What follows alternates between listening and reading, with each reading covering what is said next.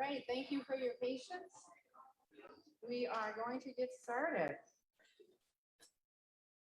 So just want to say also and welcome to the 2021 Summer Intern Report Out. My name is Rebecca Edler and I am your moderator this evening. You all should have received an agenda as well as a booklet. In the booklet are the abstracts of what the students have been working on and a little bit about the projects, along with their bios. And as the acting director of the Sustainable Institute, I speak on behalf of our staff, and I want to tell the students it has been an absolute pleasure and privilege to work with each and every one of you, to mentor you through your projects, and just to see your happy smiling faces as you came into SDI. To the families, I want to thank you for the sacrifices that you make and for the support that you provide your families, because it's without you, they wouldn't succeed. And to the community members and our guests tonight, thank you for attending and for your interest in our nation building work. So with that, we're going to hear a little bit from the college's president, Chris Caldwell. He's virtual.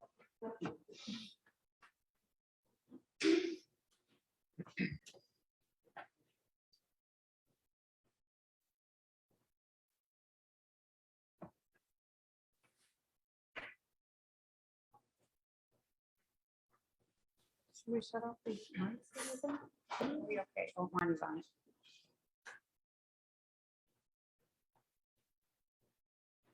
Poso Maoni Wiuk. My name is Chris Caldwell and I'm the president at the College of Menominee Nation. I want to welcome you to our 2021 SDI Community Intern Report Out.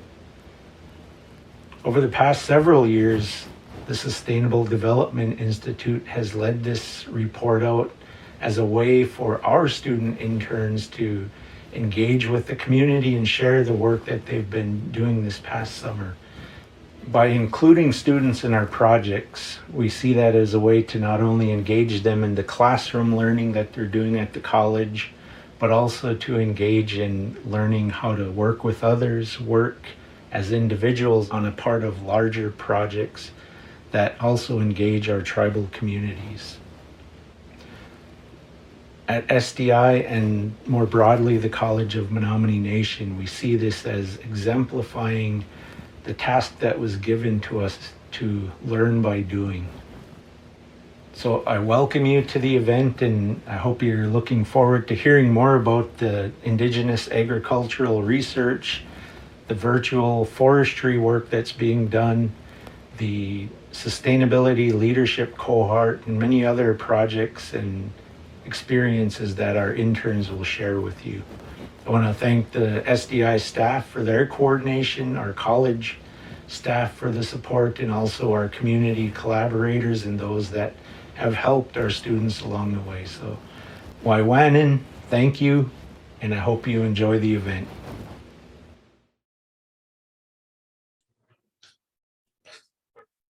Thank you, Chris.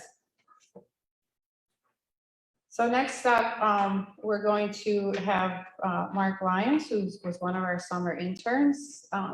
If you could please come up and do a prayer.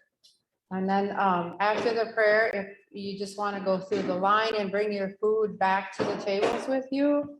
And then once everyone has gone through the lines, then we will start our presentations. So thank you, Swawanan, for doing this for us. Oso Monea, the Kato Mano Chikitem, Mao Cotton, Kimas Masno, Mashik Coco Masno, Wine Kitan anymore, Ayom Kasika, Mashik Maoni Kako, a Akihi, Nakato Anami had to work, Moni Wiat Mashik Sao Natuma Watson, Ayoko, Nakato Kochemana Sao Patch, Kanapama, Catch Kiwa, Mashik Kanichiana Menawa. Mashikta Natanawe Makana, Annette.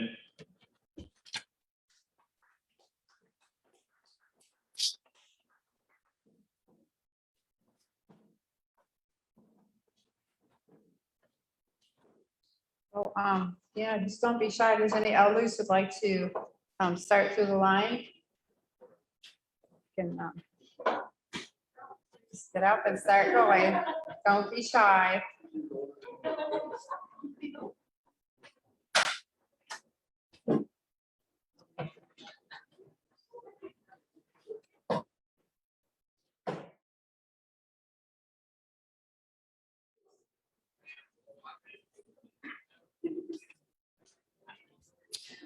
Alrighty, we are going to start the presentations. So our first student presenter tonight is Sasan Shawanokasic. And she is a research participant in the Indigenous Agriculture Participant Program. She applied to this job because of her passion for working with the environment. This fall, she plans on attending Dominican University to study biology to become a pathologist that specializes in infectious diseases. Let's all welcome Besaw.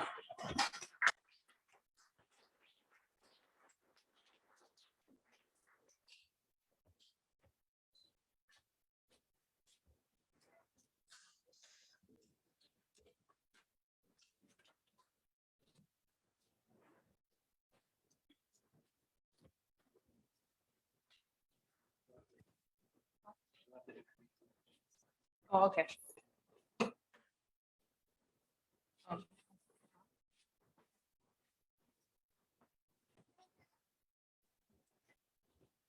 Hi, everybody. My name is Sasan Shawanokasic, and I'm a research participant here at SDI.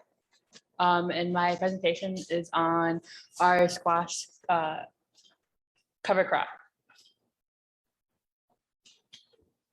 Okay, so our project objectives, we wanted to find out of the 29 different species of squash that we planted, which would grow best and which didn't. These are also some of the things we wish to accomplish as well, to increase harvest diversity, reduce pests and pathogens, create dense cover crop to shade soil and reduce evaporation, suppress weeds, pollinator provision, reduce of erosion, and increase soil fertility. So our this is a map of how our garden looks. And so at the beginning of our internship, we sorted through the different species of squash, and we categorized them into 8 different groups: cheese, butternut, unique, turban, banana, acorn, Hubbard, and cashews, and related. And this is based on their shape. So we did this by searching for the name in a winter squash website, and then we assigned a letter to each group and a number to each species within that group. So then we had like A1, A2, A3, and so on. After sorting through the different species, we then plotted out in the remaining areas or the remaining garden. So that's how it looks. And the rows we had planted 6, and then in columns we planted 3 feet apart, and that was enough room for them to grow. And then so then we marked it after measuring them out, and then we planted 3 seeds at each marker without any water or fertilization. Okay, so looking into the possibilities as to why some squash would grow and some wouldn't or outperform other squashes, I found that the 29 different species of squash all belong to the Cucurbitaceae family, and then into 4 different lower classifications, which are the Cucurbita maxima, Cucurbita mixta, Cucurbita mochata, and then the beta pepo. The Cucurbitaceae family is a widely diverse family made up of around 965 species with a few traits connecting them. So they generally all like fertile and organically rich soil, all like warm weather, especially the Cubita maxima, which thrives under high temperatures. They are all sensitive to cold because they need warm weather for germination. And so the real difference between the squashes is their origin. So, which actually could be a really big difference. The Cubita mixta and then the Cubita pepo are that are native to North America. The Cubita pepo is more native for the southern and eastern America, like Texas and Florida, and northern Mexico. The Cubita mixta is actually native for the Midwest, close to Chicago. So this is good because native plants are ecological bases upon which life depends. They are adapted to local environment conditions like climate and soil conditions. They save water because they require less of it. They promote biodiversity among a bunch of other things. And so growing plant species that are non-native would be more difficult than native plants, obviously. Also know that native plants are those that carry like natural region, which they evolve through, which for like outside species or non-native species could take generations to adapt to, like the Cubita maxa and then the Cubita machata, which could be a reason for their growth here. And some other factors that could affect squash growth is soil. So like I said, our squash like rich and fertile soil, and here in our garden we have very sandy soil. So this means that our soil didn't like store water as well. It leaves quickly just as it enters. It has very little nutrients and cannot store nutrients well either, even with fertilizer, because it would just wash away as soon after it was applied because of the clay particles in the organic matter. It also lacks microorganisms, which help plant life by cycling nutrients and suppressing diseases. Because of this, some of our plants were nutrient deficient and dying. As you can see on the top right under plants is a healthy Japanese pie. So that's what it should be looking like. And at the bottom right is one of the leaves of our Japanese pie. So you can see like it's lacking color and it's kind of dying around the edges. Another reason or a factor would be competition. So squash need a lot of room to grow, especially winter squash, as they are really aggressive growers. So not only was there interspecific competition, but interstratic competition. So these pictures are some examples of it. The top left is an example of interspecific competition, where there's a fight for resources with in the same species. And the two other pictures are example of interactive competition, where they're fighting for the same resource between different species. So this results in areas of our garden where squash was growing well, but only maybe like one or two were growing at each marker, or other areas where maybe one squash at one marker was growing like extremely well, but it was at the expense of other squashes. And then some other notable factors would be location. Some obviously are more equipped for our conditions than others. Water, so we didn't regularly water them. The water that they did get was from rain. And so with that, these are our results. So the results on the left are individual results. So I got that by survival rate that I calculated. So these would be the top 6 best, and then the bottom 6 that are the first. And then on the right, I looked at each group. So this is based on more than just survival rate, but like growth, flowering, and fruit. And then with that, I knew that this is the best to worst growing squash. So at the top, from the 2 previous slides I mentioned, looking at the right side, the cuberta mixa, which is the top one, the group G that was native here, was the best growing. And then the cuberta pepo came in 2nd and 5th, which was like native toward here, more towards Mexico. And then the cuberta machata and then the cuberta maxa kind of did relatively well too.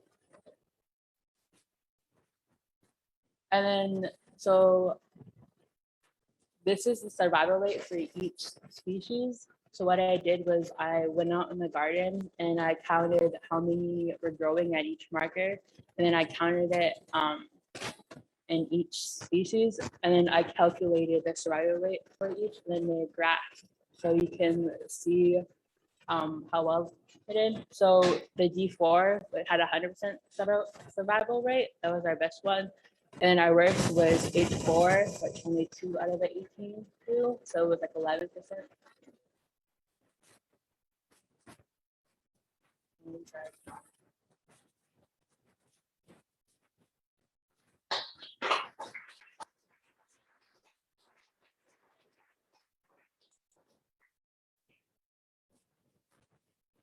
So we want to allow any questions that you might have for our presenter. You'll still address questions here. Okay, the question.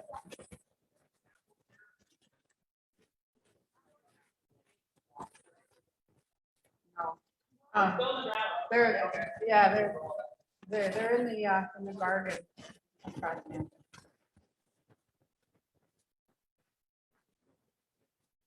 All right, well, thank you for that wonderful presentation.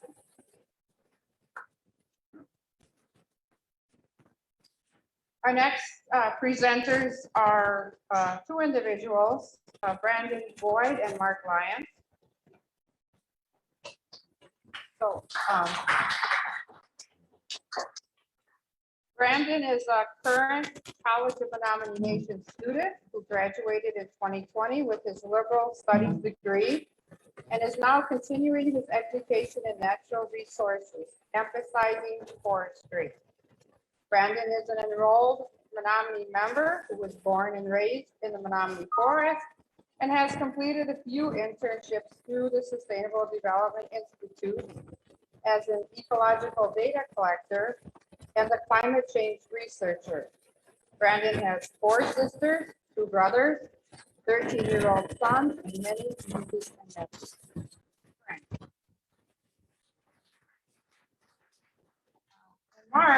Mark Lyons is a research participant in the Indigenous Agriculture Participant Program. Mark is currently employed for the Menominee Tribe of Wisconsin as a Menominee language teacher, teaching at K-5 at Menominee Private School. Mark has always wanted to learn more about gardening and agriculture and believes that this project will help him reach that goal so that he can carry it on to the younger generation. Mark has a 2-year-old daughter named Lyons.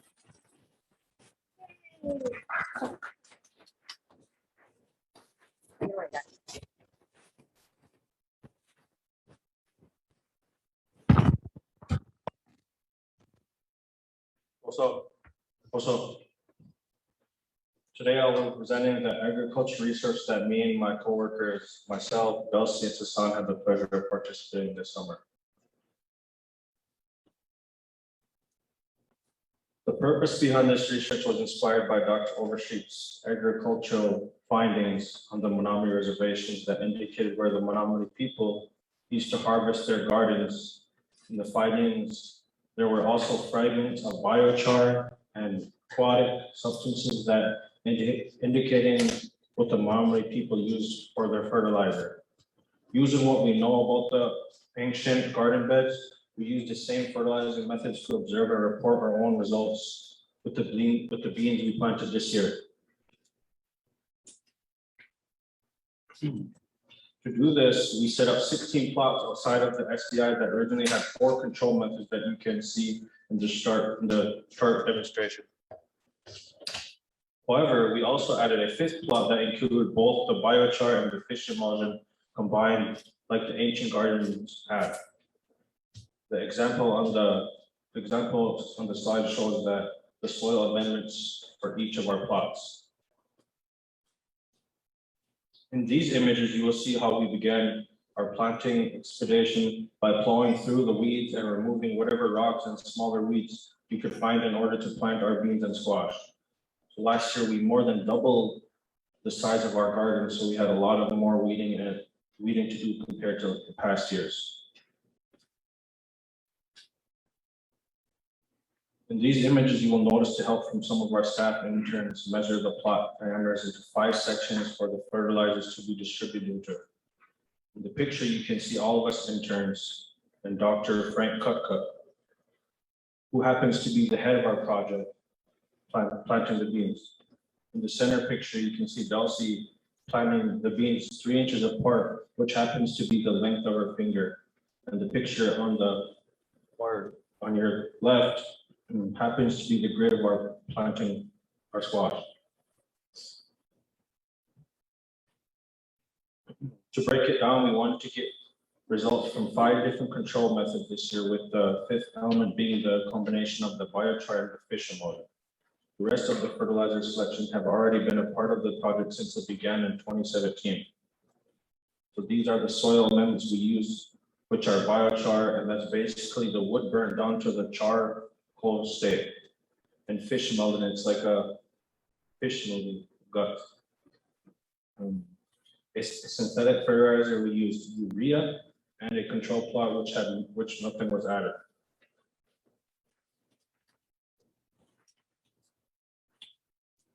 Okay, in these slides, we have images of Dulce, Sasan, and Mark preparing the fish emulsion, which consisted of 22.4 ounces of extremely stinky fish smoothie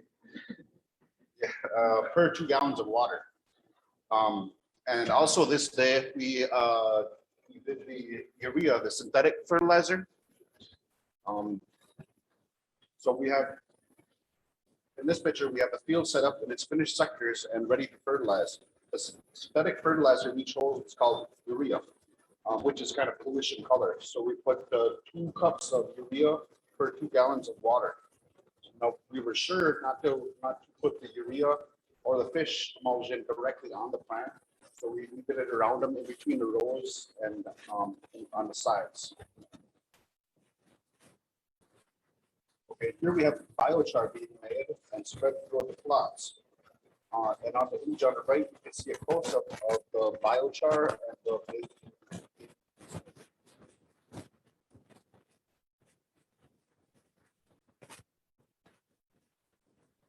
like we stated earlier, this is the first year we have planted beans in our research garden. Last year we planted squash. Before we planted corn. Crop rotation helps return nutrients to the soil without synthetic inputs. Practice also works to interrupt pests and dependencies. Improve your soil health by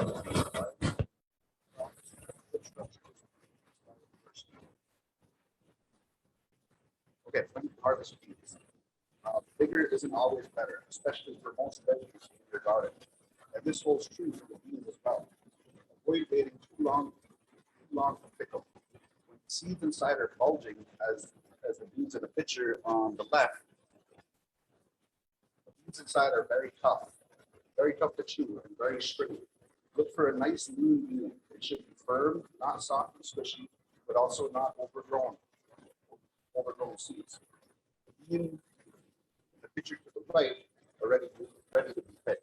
If you kind of notice the uniform thickness, this will ensure less stringiness and toughness. It will be easier to cook and much better size for canning or freezing. For our research though, we let the beans go to full maturity. We then will harvest and shell and weigh the dried beans. Actually pretty close to doing that now. I think maybe next week we'll probably start doing that. So the beans are not the all right, soil observation method. Some of the things we documented this summer are the temperature and moisture levels of the soil. It's our thermometers. Also, we are both at 2 different depths. 4 inches for the temperature.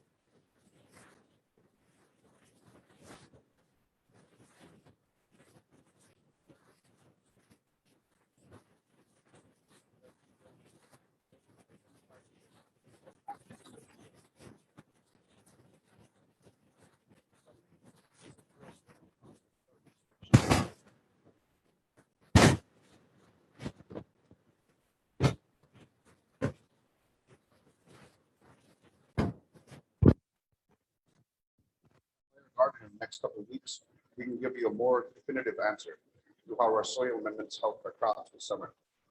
So with that, I would like to thank you and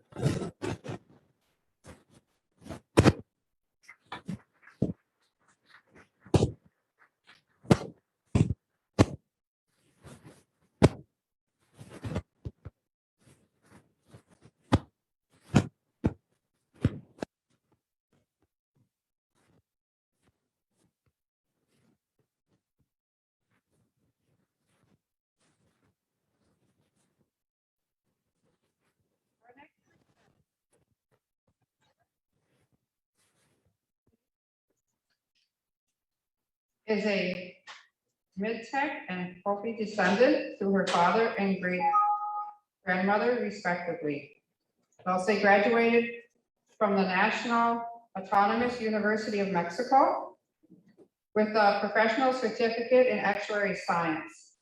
The Institute Technology Autonomous of Mexico with her master's in business and the College of Menominee with an associate's in business administration. Dulce plans on finishing her bachelor's in business administration and earning another associate's, this time in public administration. Her goals for these degrees is to help empower minority businesses working in a sustainable agricultural and herbal medicine, like her ancestors. She enjoys growing and canning vegetables with her husband, William, and has done indigenous art. Please welcome Dulce.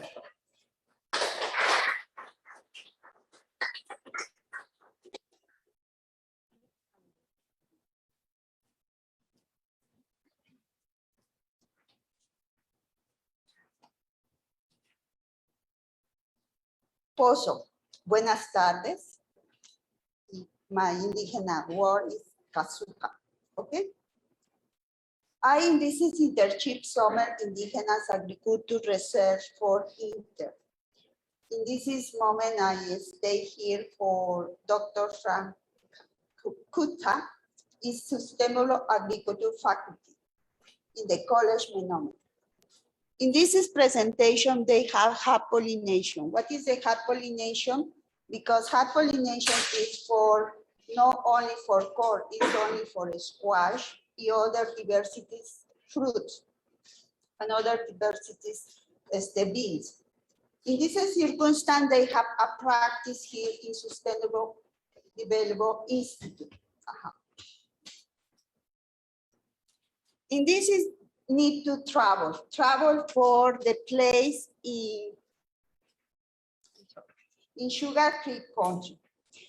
This is practice is a farmer. They produce different types of corn. This is corn is not only in Wisconsin. It's corn in Mexico, Peruvian, in the Peru, in Africa. Why is interesting diversity disease? Because now the corn is in demand for the temperatures. The temperatures affect the pollination for the plants.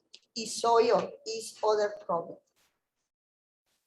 The second project is to try to prevent the contamination of other pollen. This demo is effective for the students' internship because it's an action, it was the complete process. The material is need to core tasks back. What is necessary? One task is for male, the other is for fem. This is the circumstance, the pollination for the plants. Where is core get tasks? Identification the tasks they emerge for the top of the plant. The top of the plant is the masculine. In the part in the down is in the back, the color white is the fem. The process, they have 5 parts. Bagging shoot. The bagging shoot is identification for the emerge in the top, the core. You after need to identification the part the fem. This is important for pollination because one is for capture the pollen. The other is to put this is pollen in the seeds. Bagging the task is grab the plants, it try to capture every pollination. I try to do more faster because I want to watch you in action. This is process. The collective pollen is capture every pollen in this is bag. Capture every in one bag. This is moment pollination for the fem. The fourth process is pollination. This is very interesting because this is the capture the pollination. The temperature is very important. Humidity is the affect the pollination. Other is a temperature close the in the pollination in no produce a good seeds in the future. Comparing the ears is in the final process in the cover when it's complete the pollination. In this moment, the movie begins.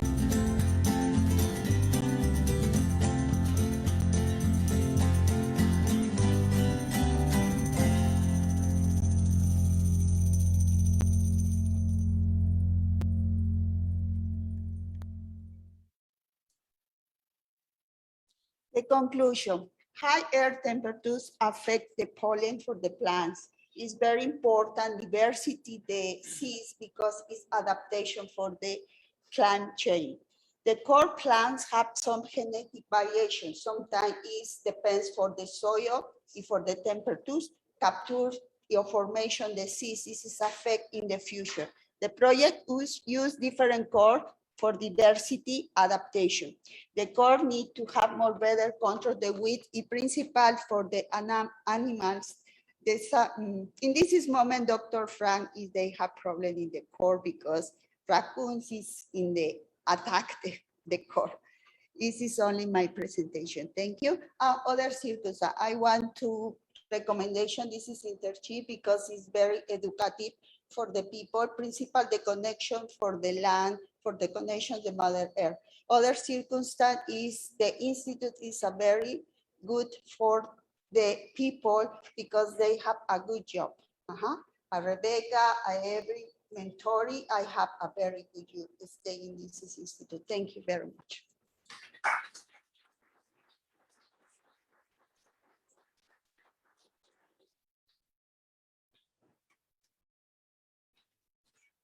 Thank you, Dulce.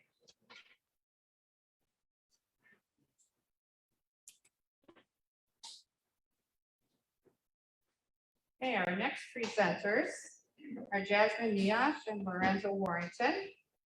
And I just have to do a shout out to them because they will be presenting at the ACES conference this September.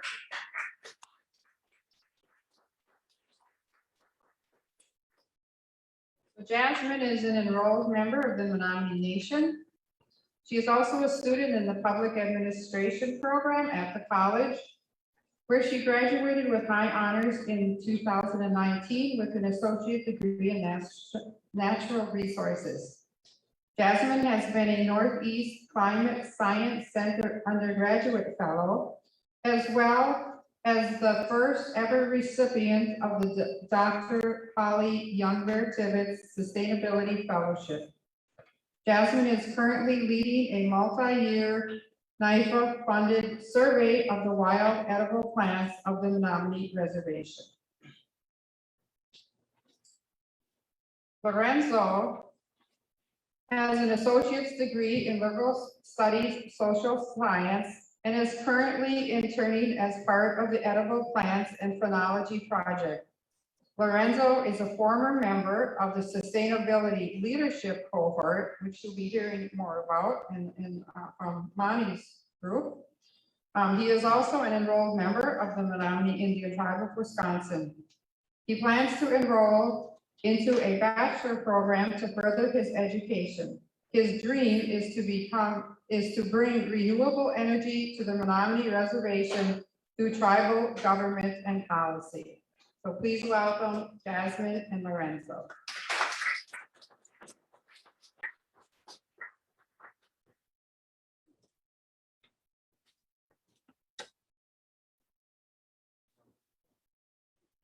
Thank you so much for that. So our project for this one was a survey of edible plants at the Menominee Reservation. Nice and straight to the point.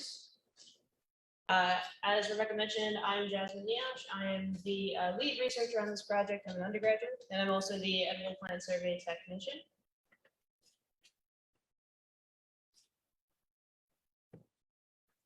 Good evening, everybody. My name is Lorenzo Warrington.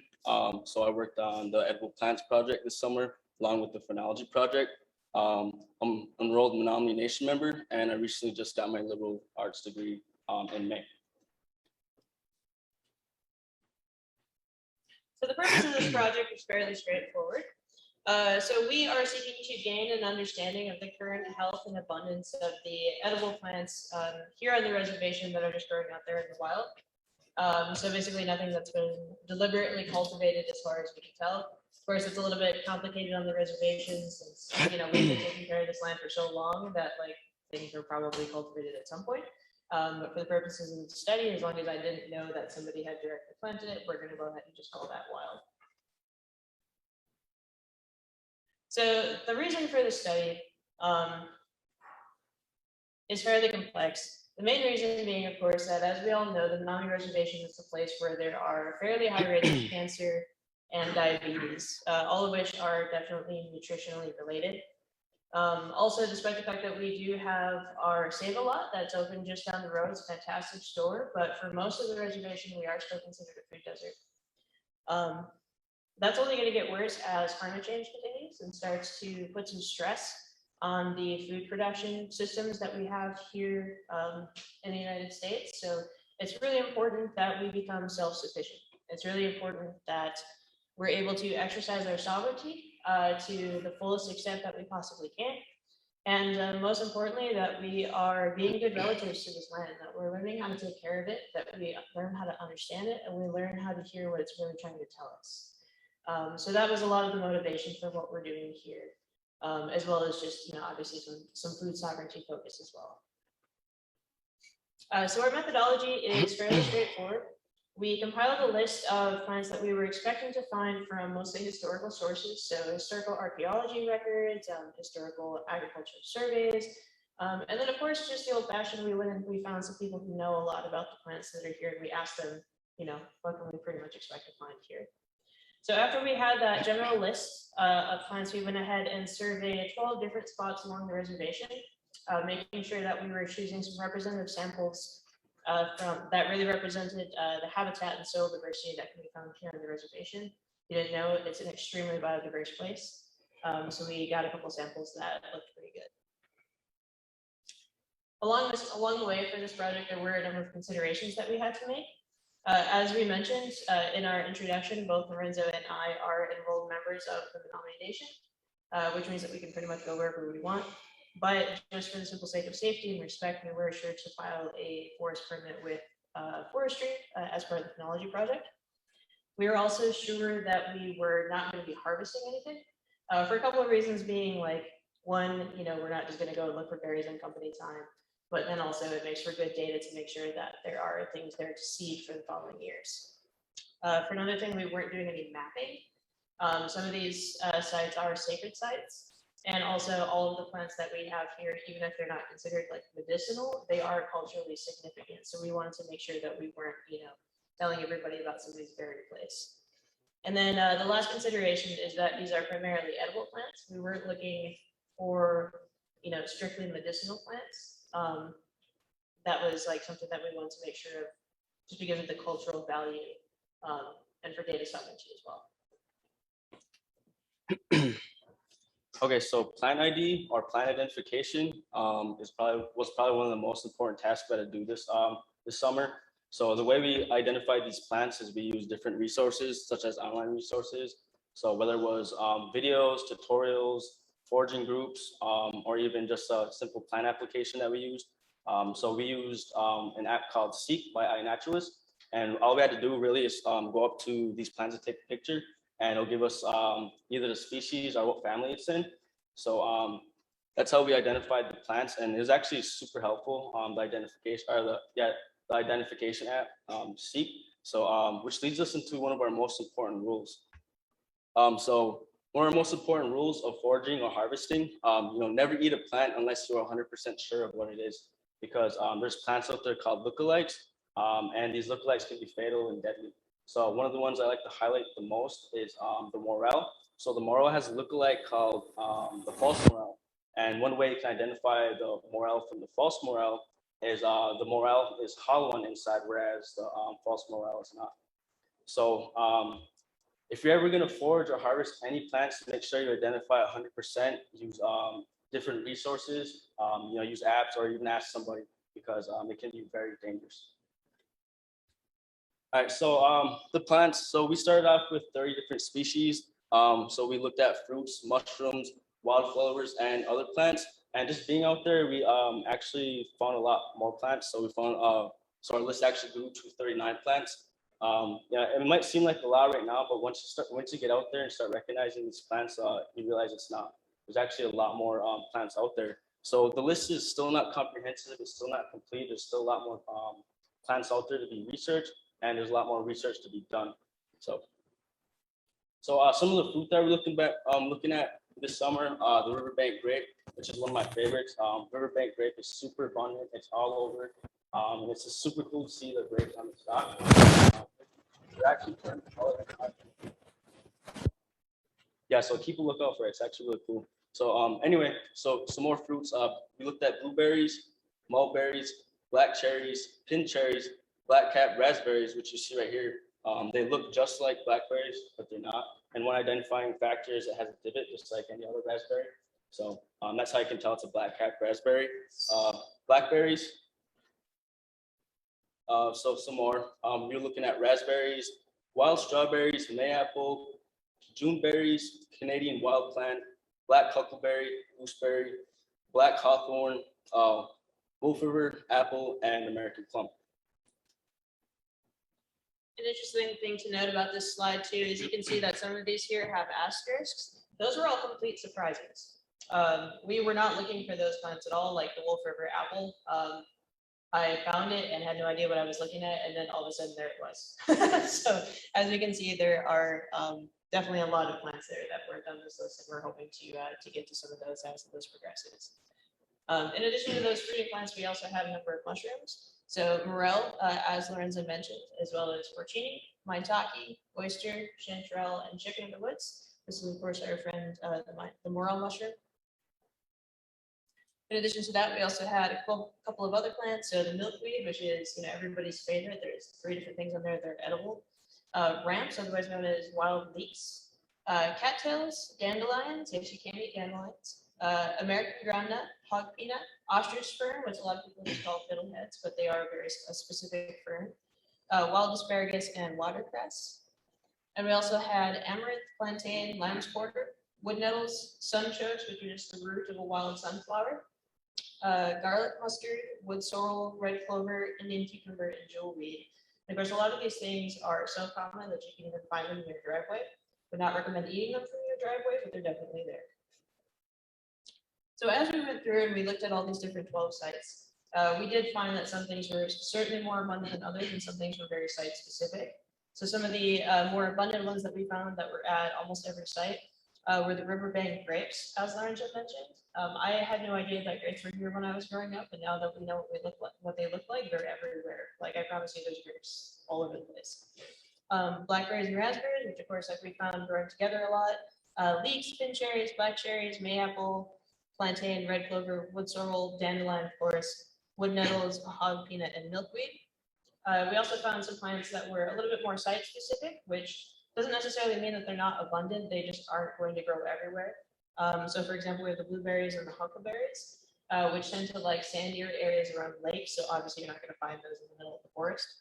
Asparagus, blackcap berries, gooseberries, morels, jewelweed, wild strawberry, watercress, and cattails. So obviously those last 2 are aquatic, so you're not going to find those in the dry land. And some of the ones we found that were considerably more rare, the wild Canadian plum, American plum, Wolf River apple, Juneberries, sunchokes, and Indian cucumber. We actually only found one site with Juneberries on them, which was kind of discouraging.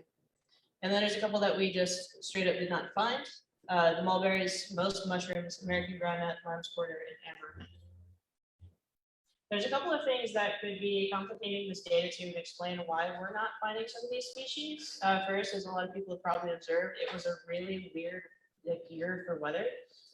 We actually had leaks that were emerging as early as February, which is not usually when they would be coming out. There was also a June frost that came and like killed off a lot of things, and we could see the scorch marks from the frost in some of these plants. And then after that, an extensive drought followed by some unusual temperatures. So, hopefully we'll get a normal year next year, but with climate change, who knows? And of course, the other side of it is, these are plants that tend to need a lot of care and they're not being managed. So they tend to be outcompeted very easily.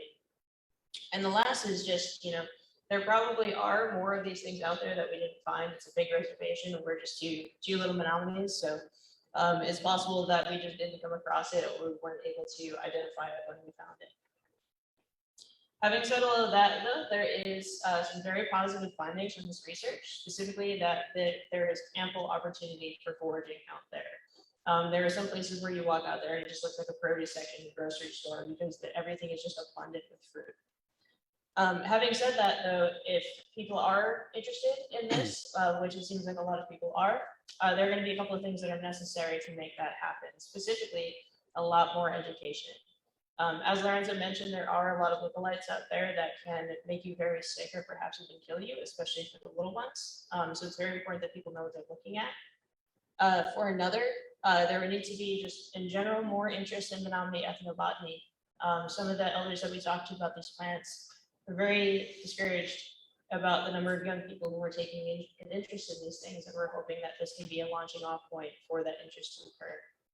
Another thing would be greater interest and research into bioremediation, because some of these, like the wild asparagus, like to grow in a ditch, like by roadsides. Don't eat ditch asparagus. All the stuff that's out there, the plant is not just taking in sunlight and water from the atmosphere, it's also taking in heavy metals, toxins, and pollutants. And there's really no point in eating all these really delicious, healthy vegetables if you're just also going to put in carcinogens as well. And then obviously, like specific management for some of these species would be really great too. If you want strawberries, you have to tend to strawberries, and that's something that we definitely found out there. Having said that, though, even with all the chipmunks that we were competing with and the bears who were just grabbing, handfuls of berries as they went, there was still a lot of food out there that could be very helpful for our community. Going forward, we'll be doing looking for some feedback on year one findings. So Lorenzo and I will be out here, after everybody's presented. So if you have anything about this you want to ask about, like give some feedback, we are happy to hear that. We're looking to do more interviews next year, specifically with somebody who knows a lot about mushrooms, because that's like a really tricky subject. And then we're just looking to build on this year's research to hopefully do some more in-depth surveying and get a much fuller picture of the reservation and of what we're looking at here. Some of our deliverables for this year were Lorenzo put together a really awesome field guide that will be very helpful for us next year. We're also working on a nutrition guide to kind of like see what some of these plants really have to offer us, some of these macro and micronutrients that are going to be really helpful for Menominee to include in their diet. Also some plant identification quizzes that can be very useful for both ourselves, certainly, and potentially community members. A season guide, which right now is based primarily in scientific hypothesis, but is going to get more Menominee specific as time goes on. A full report, which will be coming out next year. And then, as Rebecca mentioned, we'll be presenting at ACES and some other places, hopefully more for the community as well. So with that, we wanted to say thank you to Rich and Amita. Without whom we could not have done this project. Jeff Rita, who has provided an incredible amount of insight into this as well, is very generous with his knowledge. Dr. Frank Kutka, who is the PI for this project. Jamie Patton at UW Extension, who helped a lot with the development of this project. Our grantor, USDA NAGFA, and of course, the wonderful people at CMN and SDI for all of their help and support. So with that, from Lorenzo and I, we want to say, Match one, and thank you so much for listening. We'd be happy to take your questions if you have them. Thank you.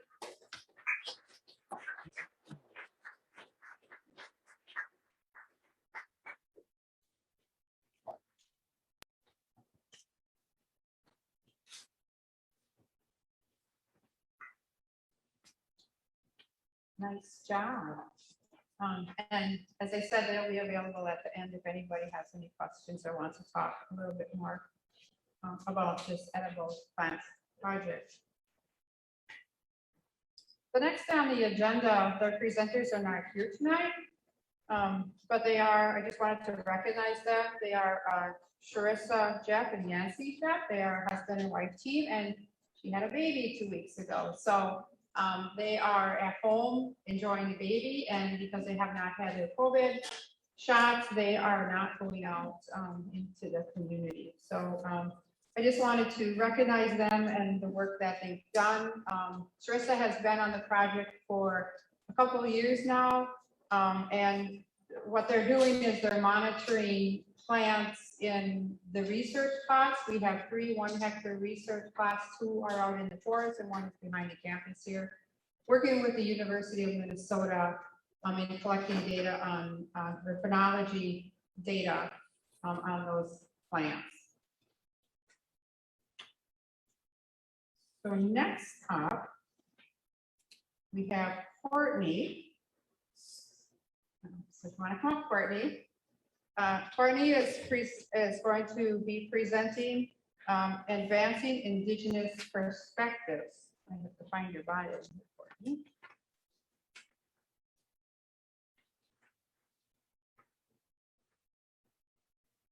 Courtney is a returning student here at CMN who graduated in the spring of 2016 with her associates in liberal studies. You guys see a pattern here? We have a lot of students that want to come back. So we love that. She is currently enrolled in the substance abuse AODA program and hopes to graduate in the fall of 2022. Courtney is currently interning as an advancing Indigenous perspectives intern, where she has been working with the Oneida to develop their own phenology trail, working on soil research for future grants, as well as developing a professional development training for faculty for entitled phenology in the classroom. And I just want to mention that we have two of our presenters tonight are from our Green Bay campus. And this, one of them is Courtney and the other one is Michael, who you'll be hearing from later as well. So welcome.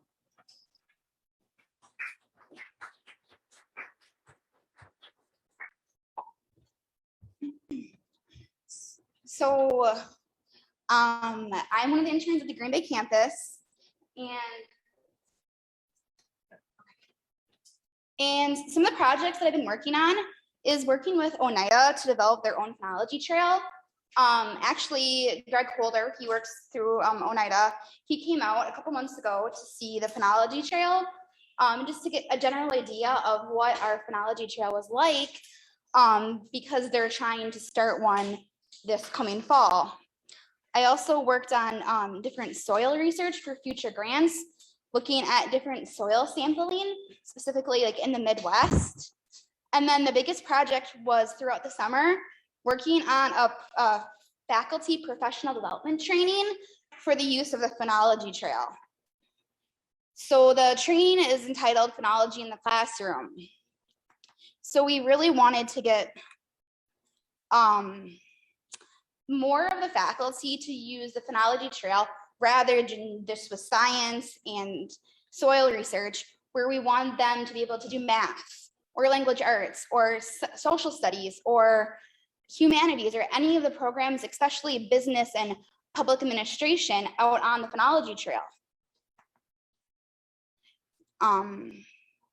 So with humanities, one of the ideas was using like a phenology wheel and using it to track soil sampling or trees or anything language, anything that you can see or feel or hear, all on the wheel as part of like a humanities project.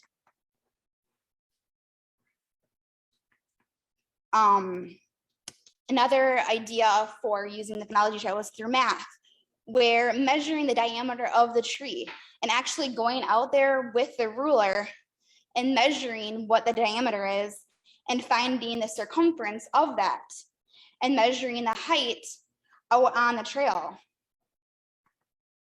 And once you find out your height of that trail and the diameter, you can actually input it into a website based on your tree that you specifically found, whether you found a birch tree or an aspen tree, whatever it is, and you can type in your zip code, like at the Green Bay campus, if we put in 54304, and it will tell you exactly what benefits that tree gives off, whether that be the air quality, the CO2 benefits, energy, the stormwater, and exactly what would happen if that tree wasn't there.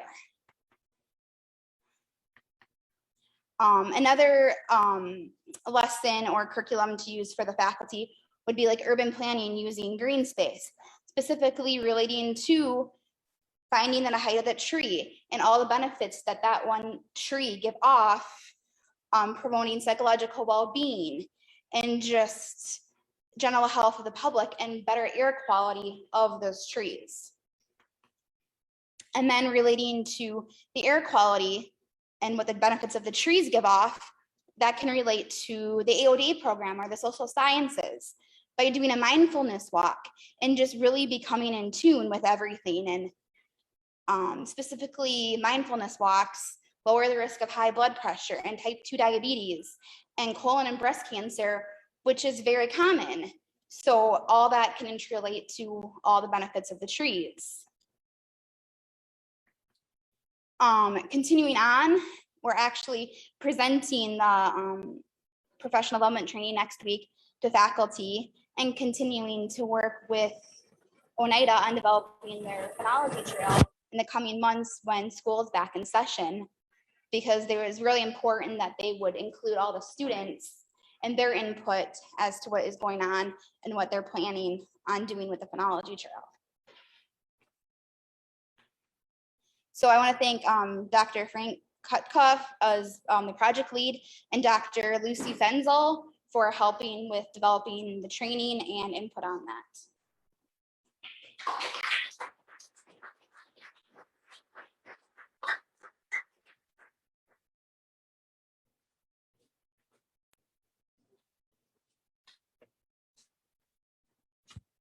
Thanks, Courtney.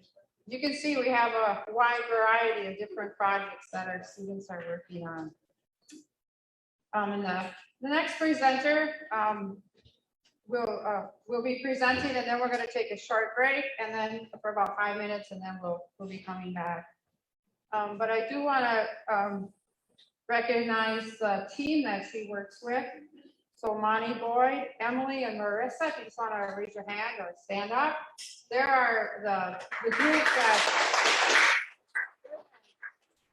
the teachers that are helping lead this project. And you'll be hearing from Jeremiah and Corryn, but Jeremiah is going to be after the break and Corryn is before the break. So Corryn, if you'd like to come up.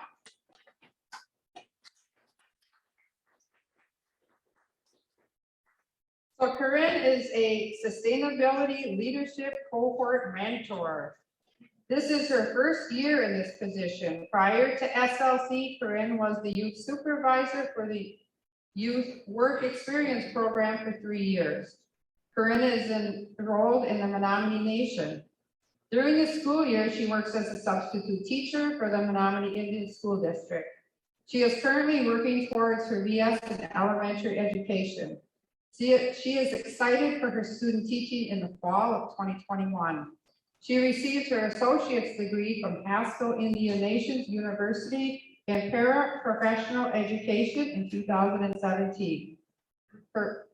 Corryn says she plans after graduation to work within her community to give back. Welcome, Corryn.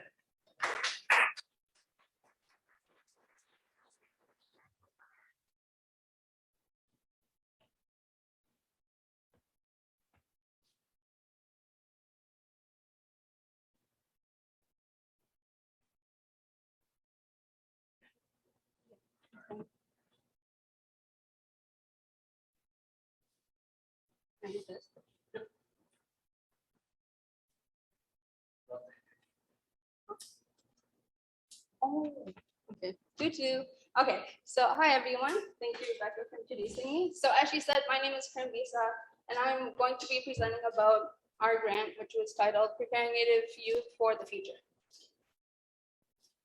So my name is Courtney, and like she said, I got my associates from Haskell Indian Nation University in 2019, and I am currently going to the College of Nomination. I'm going to be student teaching in about three weeks. I got my placements. I have my first one in kindergarten at KPS here in Kashina, and my second one in 3rd grade at Algebruner in Shawano. So super exciting, preparing for that. And then, so during the school year, or before COVID, and then just recently this year, I started subbing again for the district. Oh, and the picture is my fur baby. Her name is Cheeto. Caught her midi on. I know she's very pretty. I know. Very photogenic. Okay, so our program was called the Sustainable Leadership Cohort. This year, this is our last year, 4th year of the program. It is a summer program for local high school students. The program is ran through the Sustainable Development Institute with the help of the College of Nomination. The goal of the program is to support the youth in college and career readiness, culture, and leadership concepts. So this summer, we had about 12 students, but was split in half. We had 6 from Shawnee Community High School and 6 from the local Menominee High School. Those are some of the pictures from our program. So you can see some of our youth there. And then some of the topics that we talked on or touched base on were some budgeting skills, developing car maintenance skills, which we called life skills. And then boarding schools era, because the boarding school day that, we're Orange Day, we talked on that because some of our students don't get that in the school they go to. Resume and application skills, interview etiquette, workplace development, introduction to drumming with Mike O'Reilly, communication skills and leadership skills. And there's some pictures from those sessions.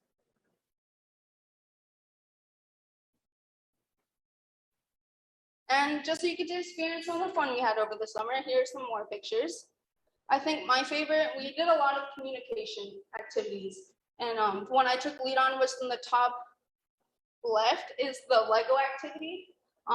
So in the beginning, they were split in partners and they had to, one side they couldn't see their partner, one side they had to build a Lego structure, and then using only verbal commands, they had to tell their partner how to build the same structure. And we did it multiple times, and the first time they were really frustrated. They're like, why didn't my partner get this? And they figured out that it's all in communication. So at the end, their figures were pretty much the same. So it was kind of cool to see them grow. We did it like 4 times, switched up partners, so. Yeah, and then if we go back real quick, my second favorite picture is the one in the middle. We went to Ben and Lucy Greenough's homestead, and some of our youth got to go in the beehive, in the little bee thing. We had a couple sessions on pollinators, which I'll get to in a second. We had a presenter on Bay Bank, talk to him about budgeting and that kind of thing. See the wetlands field trip that we went on. And yeah. So for our program, students had to complete 2 things. They had to do a lesson plan project, and they had to do a digital media component, which Jeremiah will talk to in his presentation, but I will talk about the lesson plan. So students were asked to do 3 things. They had to plan and implement an activity on our topic this summer, which was air. And then from there, they had to gather materials and make a visual aid for our family night. That was the last component. They had to present at family night.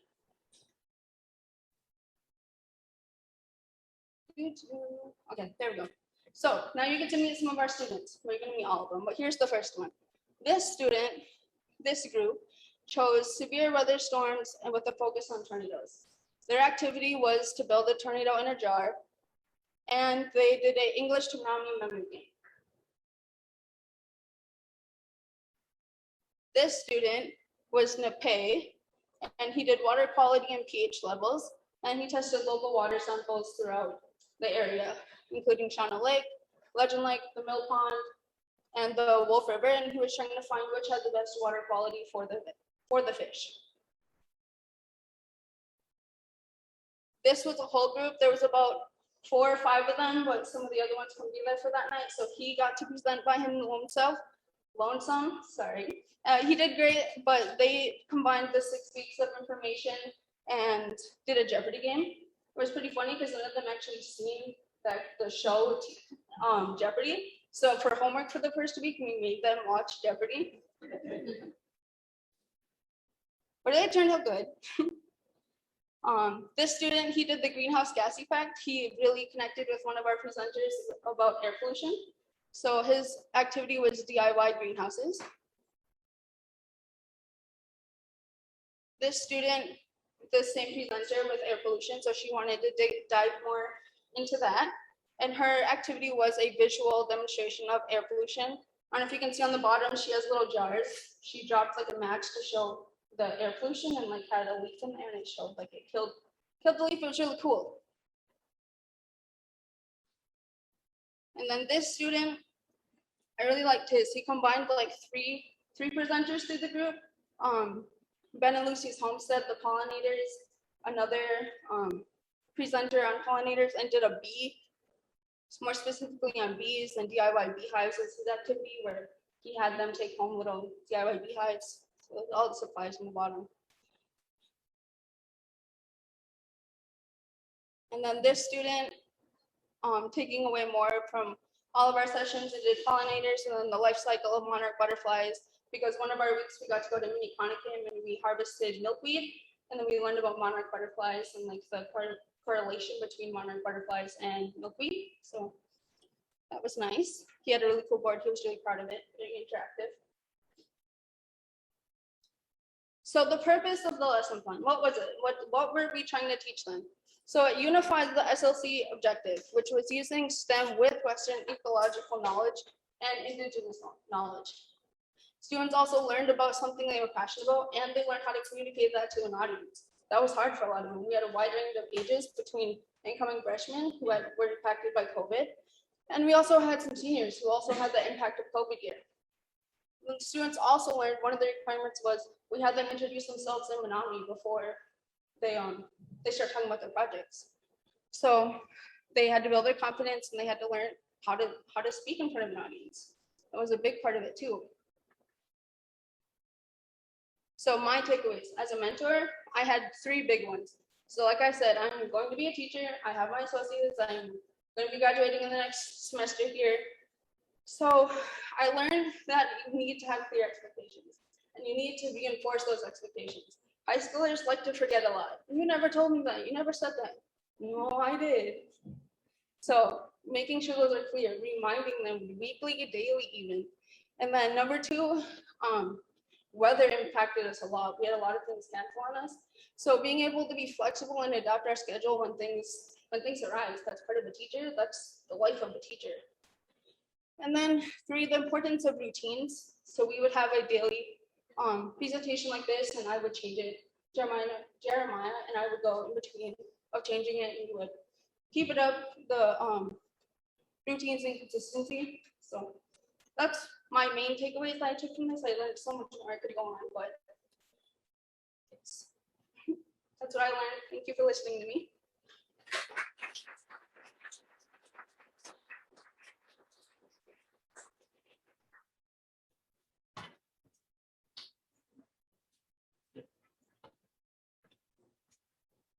Thank you for that. So we're gonna take like a 5-minute break. So it's gonna be a quick 5 minutes. I just, if someone needs to use the bathrooms, they are out this door here to the right. You gotta step outside, take off your mask, come up and deep breaths of air, and we'll be coming back, like I said, in a short time.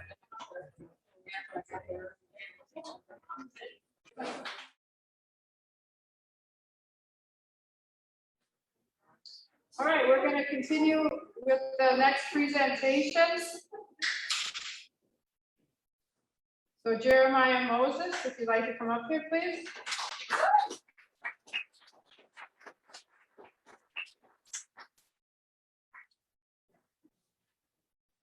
Jeremiah graduated from high school in 2020. He is proud to be Menominee as well as a descendant of the Oneida and Stockbridge Munsee Nation.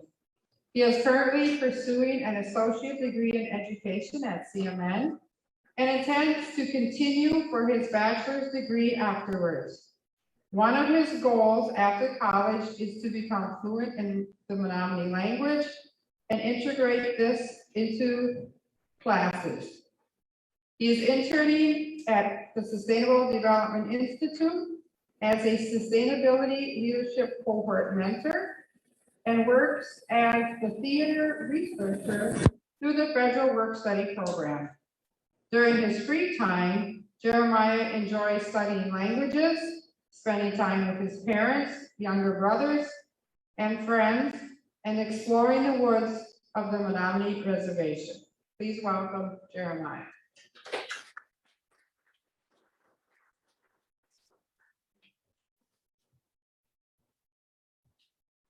Also, mani work, Jeremiah Newish one, a shek Fijian at Akai. Ne totem can neo awo, a shek sauno and excavation. The kill mach no kikitem. Hello, everyone. My name is Jeremiah Moses. I live in Shawano. and my clan is Eagle. I also like talking, so just a fair warning for you.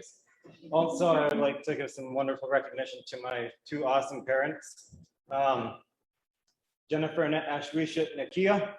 My mom is Jennifer Mashik, Jeremiah Senior and Ashwisha Noknak. And my father, my awesome dad, is Jeremiah Senior. So I was one of the sustainability leadership cohort mentors this year. It was a little bit odd because I kind of am fresh out of high school. So I was helping teach high schoolers, and I guess it was a cool thing though. And then I was in charge of more so the digital media side of things. Corryn had mentioned that in her presentation. So I got to help out this awesome dude up here. Yeah, all right. So the digital media was one of the major projects for SLC. We had kind of like 3 steps to it. There's 3 main points to it. And the first one was we used like a format that was more familiar for the high schoolers. And that was Snapchat. It got them used to filming, got them used to shot angles, and it was a wonderful way of introducing them into kind of like one of the big key concepts that they would be using later on. The next component was more so on the editing side of things. They still didn't get to use like the fancy, cool equipment that SLC got for it because it was just kind of trying to get them like a little crash course into editing. And they use their iPhones to take footage and then kind of use the software that we would be using later on in order to edit movies. Both these first 2 videos were kind of like about 1.5 minutes or 2 minutes long. So they were pretty short compared to their longer project down the line, which was the one that actually got them their little reward for the end. So the third part of it was they would read a story, a traditional Native American story from one of 3 books by Joseph Bruchek. And these stories include stories from various tribes, such as the Cherokee or the Hopi or the Ojibwe. The students were then supposed to kind of make a video from one of 3 styles, and that would either be puppetry, animation, or live action. I think about 2 groups chose the live action. 3 groups chose live action, and then 2 chose the animation or animation similar style, and 1 group chose shadow puppets. You'll see up there the family night event that SLC had, where they had gotten to show off their awesome videos along with the lesson plan projects. And there goes one of the students holding a teddy bear during their Snapchat videos.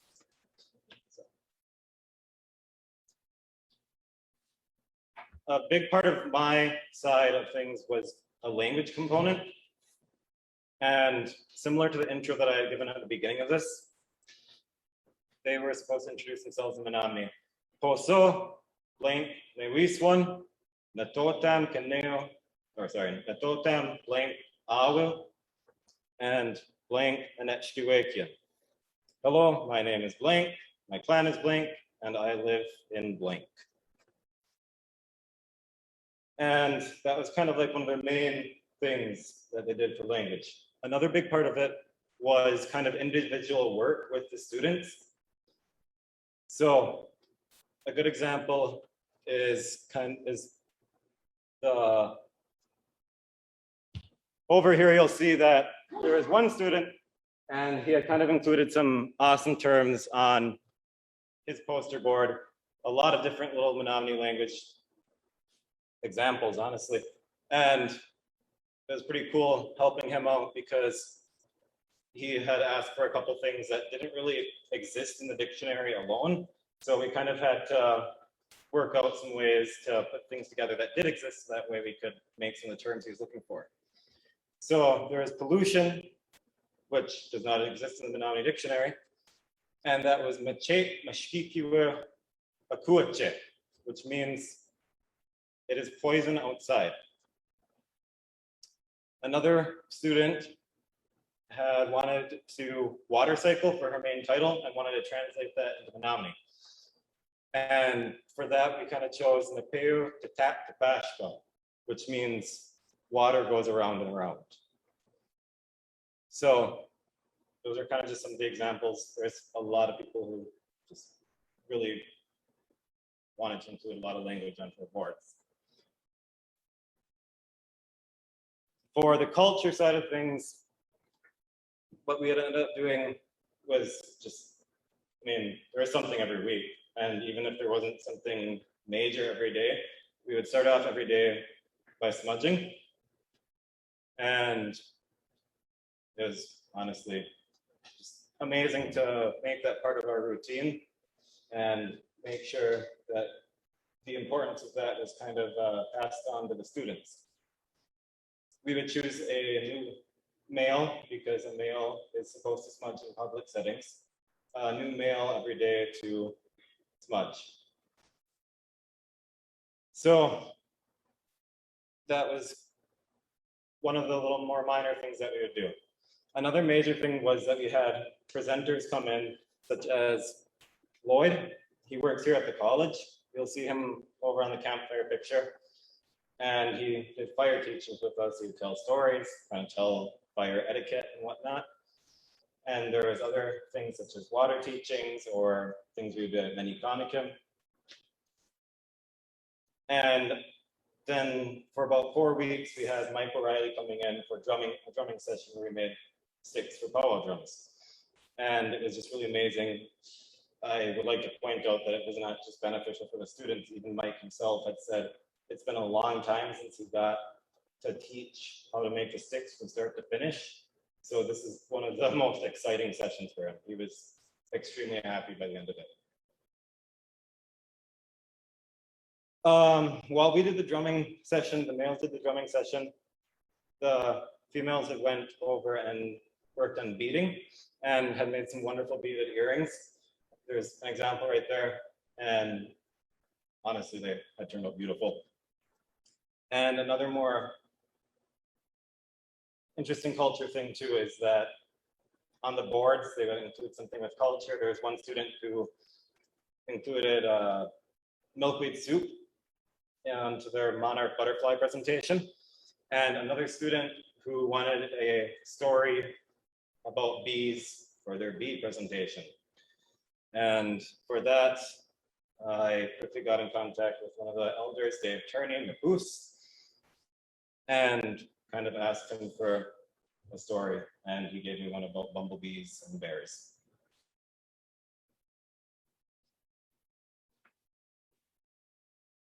Some of the takeaways were kind of just for myself was definitely a big part of it was I taught at the summer school. I was a para at the summer school for 2 years, and then COVID hit. And honestly, I wasn't exactly sure even if education was something I still wanted to do when I started my career here at CMN, because I didn't get to do that the summer prior, and it just changed. So from SLC, I definitely learned that I still want to go into education. And I learned kind of some of the bigger things that is involved with that. As a para at the summer school, there were certain things that I just didn't have to do. I didn't have to write down observations or kind of those finer details of being a teacher. So this allowed me to kind of get a better idea of that. And I certainly still want to go into education, even if it's not necessarily with high schoolers. Don't get me wrong, I love them. It's just not what I love to do. Another takeaway would definitely be kind of just in any general workplace setting. I didn't exactly know how to work on a team. I didn't know how to exactly work with a group. And that was one of the most important things. I mean, you'll see that, or you have probably noticed by now that I'm covering different things than Corryn. That's because we covered different areas. On a team, you have different areas of expertise. And this kind of helped me really realize the importance of that. So that was definitely another takeaway for me. And kind of just also even like recognizing things that I need to work on. But the biggest thing is by far time management. So I improved on that a lot as time went on, but at the same time, I still need to work on it. This morning, for example, I woke up late for work. I mean, I still need to work on it, even if most of the time I still got there better than I used to. And I mean, honestly, it was just a pretty cool experience, and I wish I would have done it as a high schooler myself, really. Also, courtesy of one of the students, there's a picture of me in handcuffs and shackles. So, Warrington, Katanan, and Amua, Anetshkesh, Notoyan. Thank you all for listening.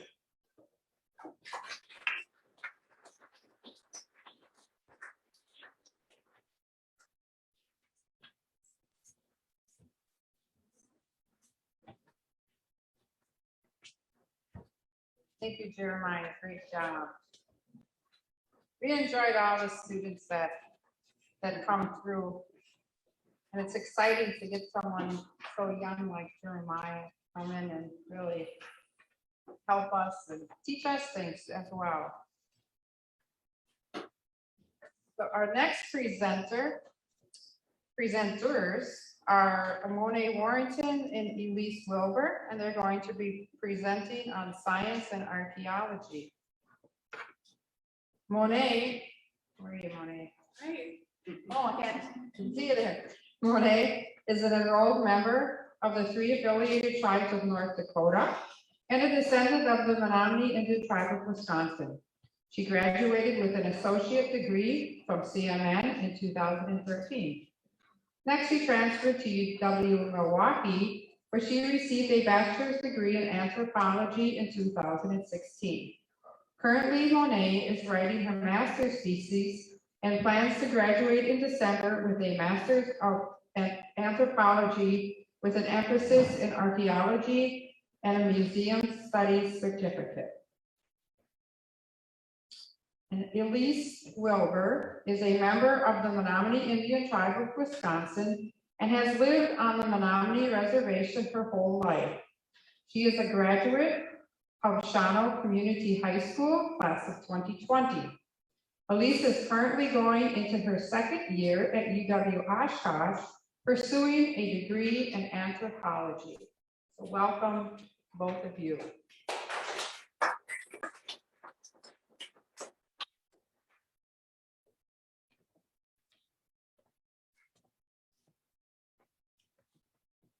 So Monea, Mashik Monet, So hello everybody, my name is Monea.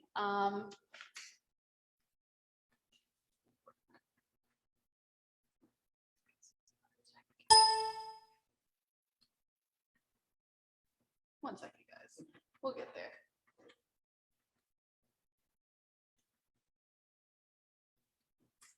Okay. So thank you, Rebecca, for our introductions. We're just going to skip through this part. So I'm going to pass it to Elise, and she's going to start us out. So over these past 4 weeks, we were able to work with 10 amazing students. And I'm just going to go over the student benefits that they received working with this program. Through the college, they attended this course, Science and Archaeology, which is a 3-credit course. And while attending this course, they were able to get high school credits as well. So they were able to get, for every credit they received from the college, they were able to get 0.5 for their high school. So overall, they got 3 college credits and 1.5 science credits. They were paid through the Youth Heritage Program with a stipend. And they were able to get some CARES Act money from the college, and that's a direct economic aid for students negatively impacted by COVID-19. They were fed breakfast and lunch every day through the high school. And I believe they were Surface Pros through the Learn and Earn program, so they get to keep those, this course ended today, so they get to keep them for the rest of the year. And we were planning trips. We were unable to attend some last year, but in 2019, we were able to go to St. Louis, Missouri, and see the Cahokia Mounds.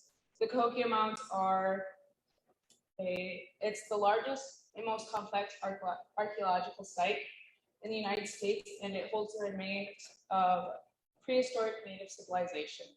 So in the bottom left-hand corner, there is the sign, the Cahokia Mounds. In the top left, there is an individual climbing it. I'm pretty sure it was Brandon Fichette. Don't quote me on that, not really positive.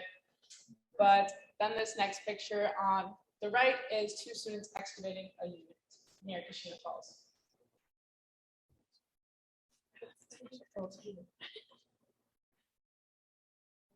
Okay, and then this is more pictures to that Cahokia Mounds trip.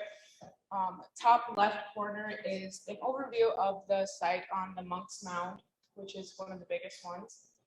And then middle is just a group picture of the people who went. So we went with the Youth Heritage Program. So there's some pictures. The right is the walk up to the mound. So if you want a good hike, definitely recommend it. And the bottom left-hand corner is Dr. Overstreet explaining Mound 72. So Mound 72 is a beaded burial site of the chief of the Cahokia Mound site. So it's an important individual higher up in the pedestal thing. And it's surrounded by several hundred other members of that. So it was really inspirational. I would recommend going to check it out.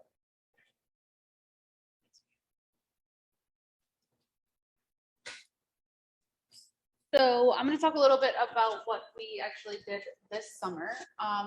So we had our group of 10 students and 2 interns. So we had Elise and then another intern, Megan Corn. He cannot be here tonight. And then we had our 10 students. So what we did is we went to the, I hope I'm doing this the right way. Yes, why don't you handle that? You seem to be better at it than I am. Okay, so we were at the Kashina Falls area. So on our map here, you can see Highway 47 where the bridge goes out towards Neopit, and then you see Highway 55, and then the Wolf River right there. So we had our 10 students in that location, and we had then perform archaeological excavations. So I'll get into our process of that in a little bit, but right now we're going to talk about why we picked this location specifically. So as archaeologists, we never just go into the woods and pick a random spot and just start digging. The only reason that we would ever do any digging is if we had permission from the tribe or a specific reason we're in that spot. For our Kashina Falls area this summer, we are here because community development has future plans to make this area into a park. I don't know the exact plans. I think there was a firm that was hired to create and design a park. But as of right now, all we know is that there are future plans in this area, and it was our job to determine the area of the sites, the known sites in the area, and to try to get background information to mitigate any damages that may come from this new construction. So we know that there are multiple sites in the area. As you can see on the side, we have 47, ME 112, 318, ME 128, and ME 264. And those are all within the area on this map. All of those sites are prehistoric sites, so they are woodland, couple thousand years old sites that still need more research. I think that's going to be, if you talk to any archaeologist that's worked around the res here, you know that one of their main things they're going to say is we just need more research. We're always going to need more research. We don't have enough time, people, money to get everything that we want to get done in a day. So these sites need more research. What we did to begin with is started with shovel testing. So we laid out a grid system along the whole area, and then we shovel tested every 15 meters, and we plotted our positive poles. And then from that map, we located the areas with the highest probability or highest density of positive shovel probes, and then we put our units in there. So not only is this very important archaeologically, we have evidence there, but it is also a super culturally important area. So one of the main ethnohistories that we were given is this one here. So according to Hoffman, Keesing, and others, Kashina Falls is a storied location. The oral tradition is that when the spring peepers begin their chorus as the weather warms, they wake the Manitou who lives in the falls. In turn, he then drums to call the sturgeon to the falls, the northernmost spawning area of the Wolf River, so that the Menominee people, after a long cold winter, could harvest the spawning fish. Keesing talks about the Bear Division lining the west bank and the Thunders lining the east bank to harvest the fish. So we have both archaeological and ethnohistories that tell us that this site has been important for Menominee people for hundreds of thousands of years. So one of the main things that we thought we would find at these sites are, just based on that cultural ethnohistories that were given, are fish processing areas like these. This was found at the McGee-Mitten site in Shawano County. So if you see in the picture here on the top, you have the drawing. All of those dark spots are rocks that would have been used to help process, help smoke the fish as they were catching them. And then at the bottom is an actual photograph. So this is what we were hoping to find. This is one of the things that we find other places that we were thinking, because it has such a long tradition with fishing that we thought this is what we find. Okay, so these are our 3 areas. So our area number 1 has 2 excavation units in it. Our area number 2 has 1 unit, and area number 3 has 2 units. So we had our 10 students split up at 3 different locations, which made 5 units total. And our process, so how we would start is, so we'd string up a 1 meter by 2 meter unit. So we put the stakes you can see in the picture in the end. And then here we have a student that uses a trowel to cut the edges of the unit to keep our walls very straight. So this is our preparations unit, clear off all the vegetation, take off all the trees, because we don't want all of that stuff going through our screens. After this is when they actually start the excavation process. So this is the same unit, and this looks like it's about 2 levels in. So what they would do is they would take their trowels and scrape the top layers of dirt off. And we went in 10 centimeter levels, which is about this much, which doesn't seem like it's that deep. But when you're pulling the dirt from that big of area, you don't realize how much dirt you're actually moving. So it takes you a day or 2, even with a 1 meter by 2 meter unit, to actually clear the area of dirt. So then when they were done with this, one of the most important things about our job is our paperwork and our mapping. So archaeology is by nature destructive. We cannot go back to these same areas, this same 1 by 2 meter square, and redig it once we've done. So we have to be extremely careful in the types of paperwork and recording methods. So one of the things that the students were getting graded on for their class at CMN was their notebooks. So every day they would have to write in their notebooks about what they found, what was around them, how they were working with their pit partners, just the basic things that you'd want to know. And not only did they have to write in a notebook, but they also had to write a lot of the same information on our level forms. So you can see here, we have on the left side, we have two students working on their map together. And then on the center on the right side, it's that process of mapping. Every individual rock that we found got its own coordinates and depth. So if you go to the next slide, this is an example of the photograph of a unit versus the map that they would produce. And if you can see, it's not that big from where it is, but all the scribbling down at the bottom, every circle is its own individual rock that these students had to map in place and get coordinates and get a depth. So it is very tedious, and a lot of times they'll get like 3 or 4 rocks done and then just, I need a break, and then take a walk for 10 minutes, which is totally fine because I know how tedious this can get. And the only way we're going to get good results if everybody is doing it in a good frame of mind and they're calm and they're able to work with their partner very well. So our last thing that we do before we fill in our units again is map the walls. We only have the students for 4 weeks, and right now we're on level 4, so we're about 40 centimeters down. We're nowhere near ready to map our walls. We're hoping to get this far this year. If any of you guys want to come volunteer, we'd love that because we can never get all of these done in time before all the students have to leave. But mapping the walls will really tell us the stratigraphy, so it'll help us when we try to look for time periods and what's older, what's newer type of material. So that is one of our last steps before we fill in the units. This picture here is from the Big Eddy West site that is on the res here. So we just wanted to give a huge thanks to the College of Nomination Learn-to-Earn program. So Lloyd Frazier helped us a ton, and without him, we wouldn't have been able to get these students the 3 credits. We also want to thank Brandon Burchett. He puts the Youth Heritage Program on there every year and makes sure the students are getting compensated for their work.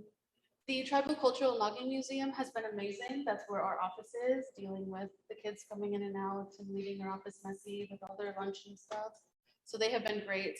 And then of course, Dr. Overstreet and Ryan Overstreet, they have been awesome, always awesome, steady pillars for our community. And then Christine Readiness is the science teacher at the high school. She did the recruiting for us. She made sure the students were getting high school credit as well. So she has been a huge help. And Bonnie McKiernan she came and talked to the students for a day, and she does her spiel, and she's just awesome. So huge thanks to everybody here. And I think here's a picture of us and all of our crew. So then, are there any questions? No? All right, well, thank you.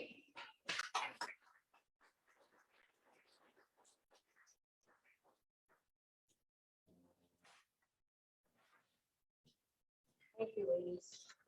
So I just want to mention that some of these findings that this archaeological team does is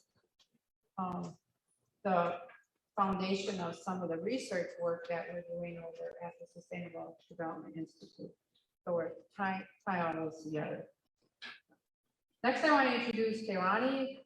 She is a staff member who works in retention, and she's going to introduce our next presenters.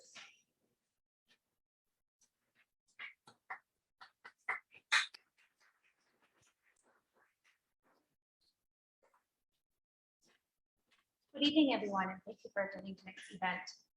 We are new to SDI's community report out event, so it's exciting to be a part of everything going on tonight.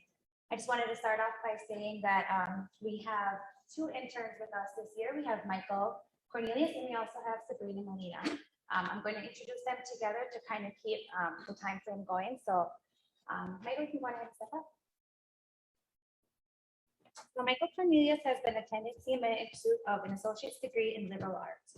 Attending school at the Green Bay campus, Michael has been a student at CMN since the spring semester of 2021. Michael is enrolled in the summer semester and working as a career achievement specialist, career readiness intern for the summer term and completed an internship for SDI for the spring semester. His plans are to complete his education with CMN and explore employment opportunities in the area, hoping to serve the Oneida Nation.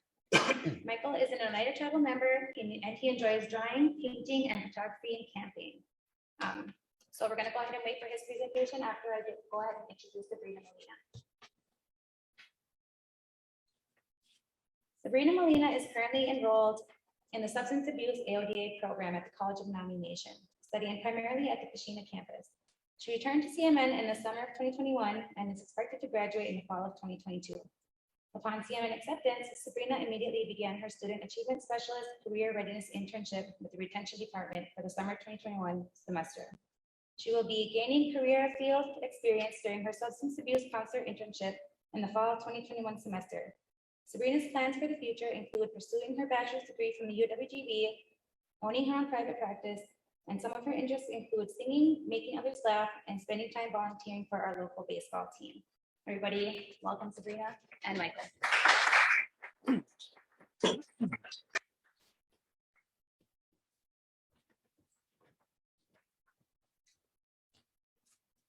Hello, my name is Michael Cornelius, and I'm a Career Achievement Specialist Intern at the Green Bay campus. Excuse me. I began my internship at the beginning of June under the supervision of Phenology, who is our career placement coordinator, and my mentor for this position is Melissa Larson, who was unfortunately unable to make it. Some of the responsibilities of this position were to maintain first contact and welcoming students and staff and visitors to the Green Bay campus. I had the opportunity to greet, meet, and get to know many of these students on a personal level and staff as well. Becoming familiar with the students as well as instructors has been a rewarding experience, learning where and how and returning students wish to direct their educational journeys. Interesting but exciting. Having the ability to assist these students in their future endeavors and guiding the students through the process of what courses will be required in their particular fields of study has been a learning experience for me. Working with the students in this aspect helped me to gain a wider range of knowledge, and not only them, but what types of occupation and what field best suited their intended interests. I worked on the Green Bay campus, utilizing various office skills from answering phones, scanning documents, and following up on emails to scheduling and overseeing the acuplacer testing, followed by entering that information in and determining class placements. I've been working closely with Melissa at the Green Bay campus, creating a social media page in which she can maintain a more personal contact with students, as well as new students that are coming on to the CMN. This Facebook page will also help with appointments, deadlines, and reminders. Melissa has been instrumental in this experience. Her knowledge and support has been the driving force behind the success of my internship. And I would also like to thank Phenology, who has given me the opportunity to be of assistance here at the College of Menominee Nation. I appreciate the confidence and space that she has given me in this position. College of Menominee Nation, the career placement, and the sustainable development institution have enriched my educational, professional, and personal growth. And for this, I thank them. Thank you.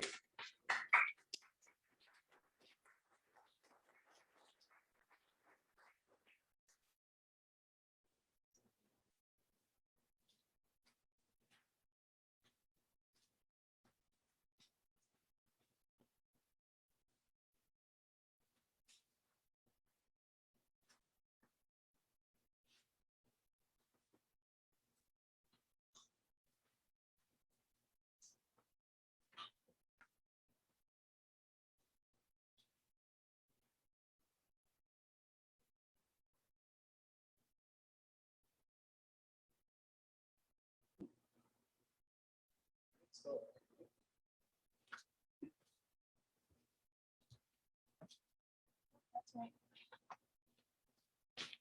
Not working?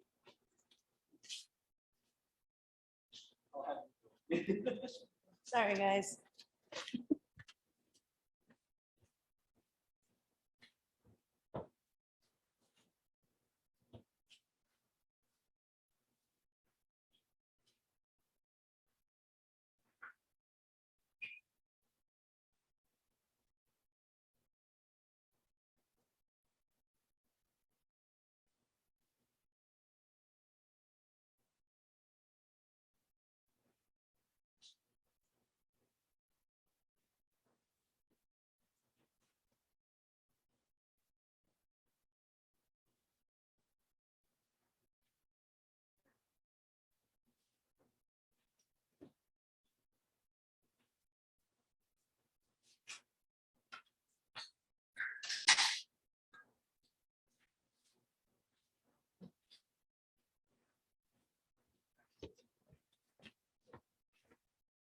Okay, get your tickets out.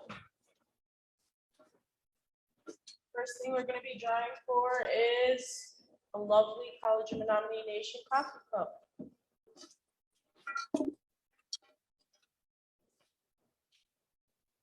Ticket number 4918317. Sasan.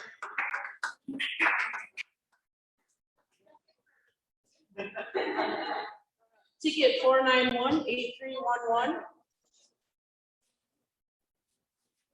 Oh, Brandon, there you go. Yep. And the last coffee cup.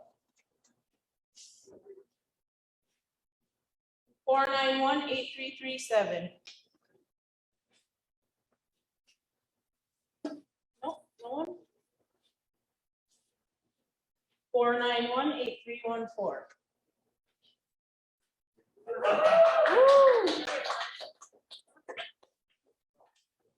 Next, you're going to be drawing for a lovely big wild rice, along with a mystery box with some nice natural products inside. I'll look at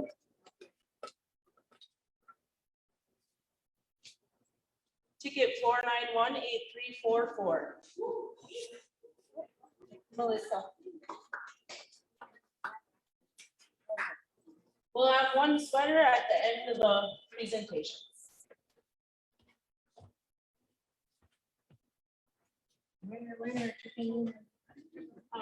So we're having a little bit of technical difficulties, but Sabrina's gonna come up and tell us a little bit about her.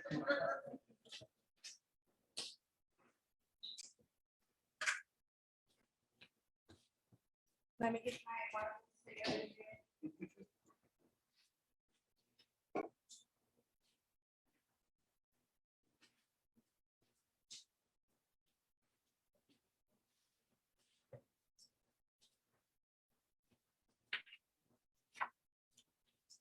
All right, guys, sorry about that. My name is Sabrina Molina. I am a student achievement specialist career readiness intern in the retention center here on campus. Let's see, my slide wasn't working, so I'm just gonna wing it on my paper. So intern accomplishments. I developed professional skills needed in program field of study, developed professionalism in the workplace and email etiquette, documents on PowerPoint. Those are used for trainings and stuff for other students and other staff needed here at the college. I created interview, resume, cover letter do's and don'ts for students who are fresh out of high school, who don't really know how to do all that stuff. So I had typed up a thing of, word for word of what to do and what not to do, what to say, what not to say. I performed office assistant clerical duties, assisted retention staff with duties as assigned, participated in the IPSI Whispering Pines Intern Retreat. The creation of a few of these documents were intended for the use of personal development portions of retention weekly staff meetings. My experience building relationships, personal growth, networking, workplace culture, and time management. During my internship here at CMN, I had done general office assistant duties along with a few research projects. I learned to build relationships with people I work with within a more professional business setting, gained essential background knowledge, and helped to build a network of contacts. I also realized that culture influences communication by observing others and how they engage and interact or help with projects and tasks. I learned that sometimes asking for feedback or receiving feedback is sometimes difficult to hear, but it will be a significant impact on my future career and success. The internship has opened up so many ideas for me while continuing my education here at the college, and I'm grateful to have had the opportunity to do the internship with retention in the Commons, and I have received so much value from that I've learned. Reflecting back on this experience to continue my drive forward, the internships offered here are beneficial to students as they provide a platform to develop professional behaviors, strengthen communication skills, new ideas for team collaboration, and others firsthand experience for future opportunities. I'm excited to apply this gained knowledge to my career upon graduation from CMN with the Associates of Applied Science and Substance Abuse AODA Council Degree 2022. And that's all I have for you guys. Thank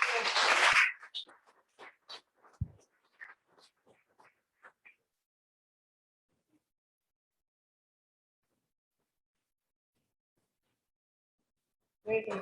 Great. Good job.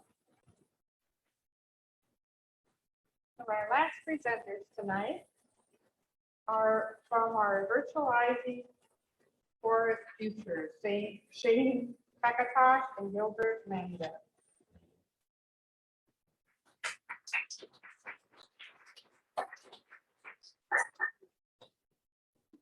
Shane is a recent graduate from the Shawanokasic Community High School. This 2021 summer, he is working in the Visualizing Forest Futures internship, where he is learning how to use Unity and the fundamentals of virtual reality.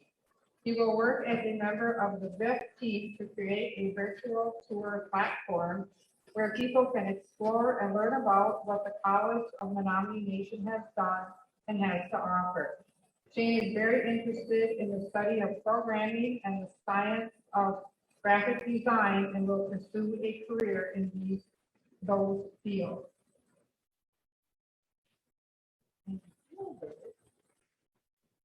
Wilber is a CMN student who recently graduated with his bachelor's degree in business administration. This summer, he is working on the Visualizing Forest Futures on the group's VR project. Come on, up to the podium. Oh, we're getting it set, so we'll be here soon.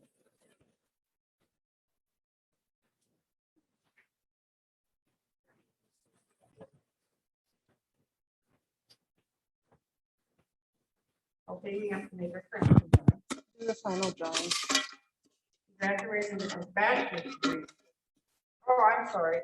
I'm just reading what it says here. Graduated with his associate's degree and he's working on his bachelor's degree. Draw a ticket for the last one. All right, we're gonna draw the last ticket here while we're waiting. I'm gonna shuffle these up in here. All right. 491-8333.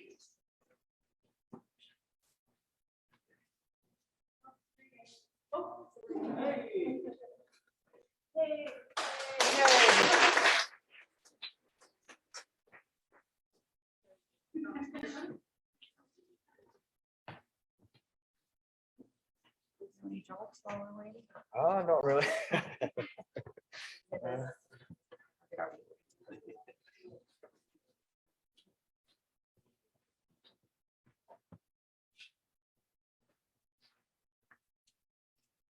Hello, my name is Shane Kakatosh, and I am going to present to you our experience within the Visualizing Forest Futures internship. And this is Gilbert.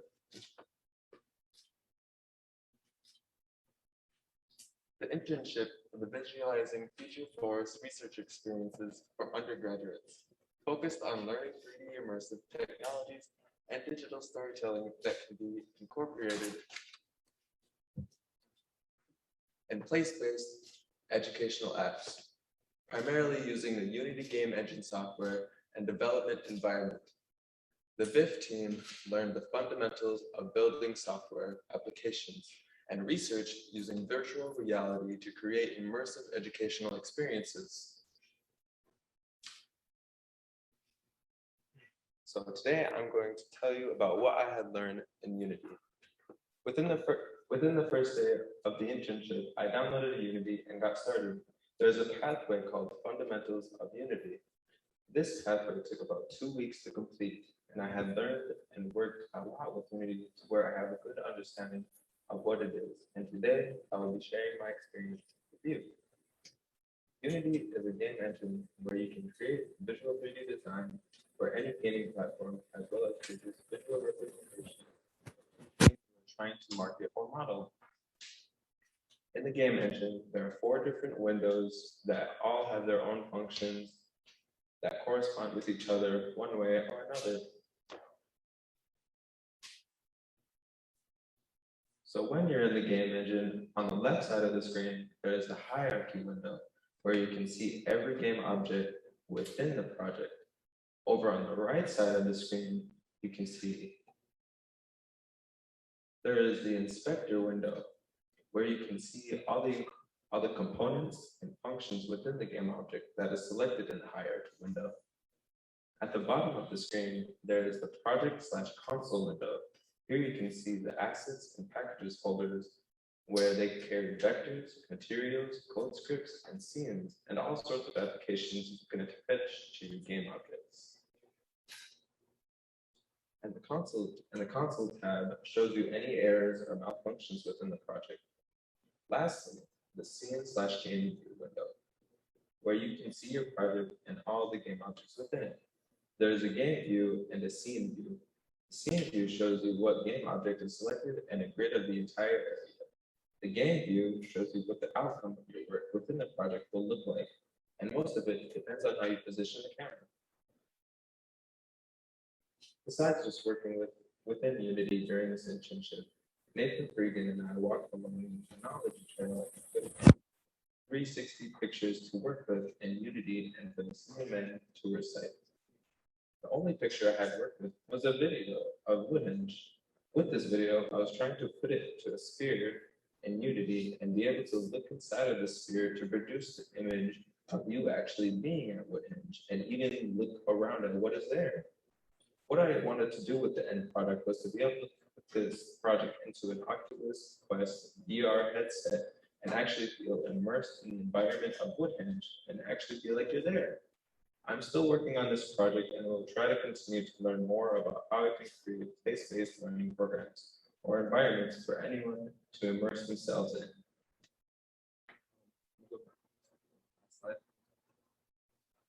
Yep. Okay. So the projects I have made and the ones I have started. Go to over. Yep, that one. So this is the first project I had made and really started working with Unity.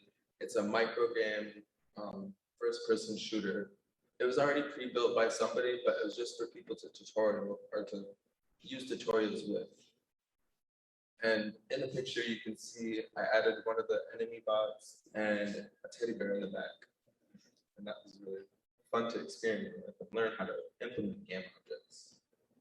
I also made 2 other projects that one was a 2D game and the other was a 3D game. In the 2D game, it was like Plinko, where you threw a ball down and it fell into one of the hats or a hole. And in the 3D game, I made a rolling ball that went down a track. And it took some time to add the textures and really make sure the ball went down the track correctly and smoothly.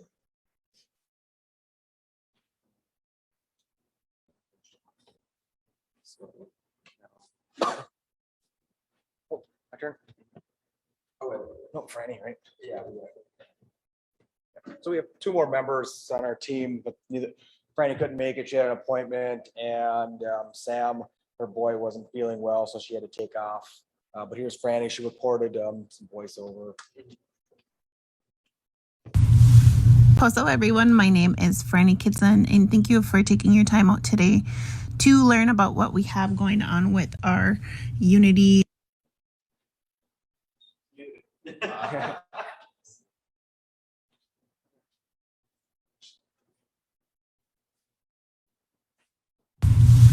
Hello everyone, my name is Franny Kitson, and thank you for taking your time out today to learn about what we have going on with our Unity project and our VIFF. A little background about me. I've been going to CMN, which seems to be like forever. I finished my bachelor's degree this coming semester, finally, and I will be moving on to my associate's degree in digital media. I have two more semesters to finish before I do receive my digital media degree.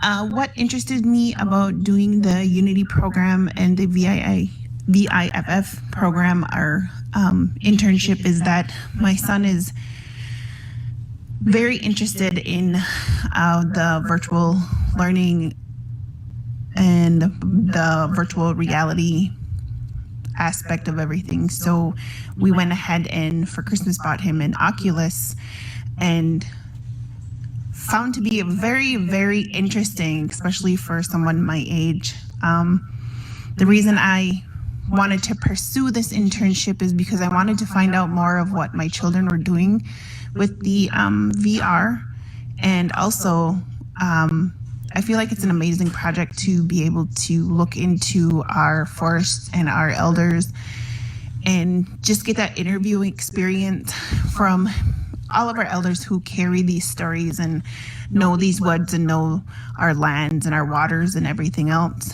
And it's just something that I want to take in, and then also something that I would love to give to my children. A little bit different than the video games that's on the VR of like the zombies and the who knows what else that's on there. So that's why I was interested in this internship, and I'm really excited to start interviewing and meeting these elders and just going over everything that they have to offer.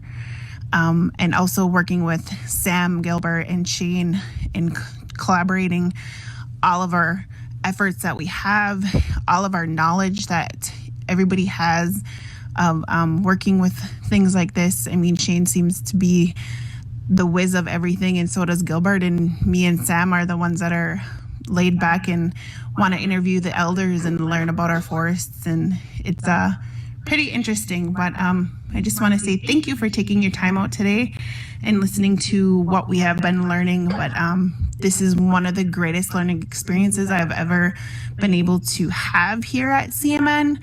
I was a little shy at first when Nate reached out to me about the internship, but now that I've taken on this internship, I would highly suggest to any student that if you get offered or you want to do an internship, just do it.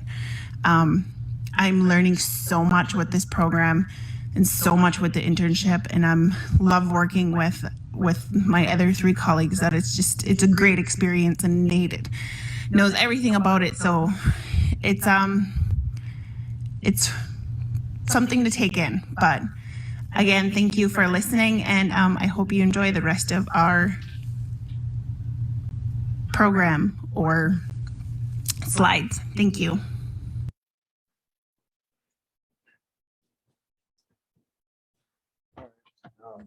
My name is Gilbert, otherwise known as Chachi. I kind of stumbled on becoming part of this program. I was talking to Franny, and she kind of gave me a scoop on what she was involved with.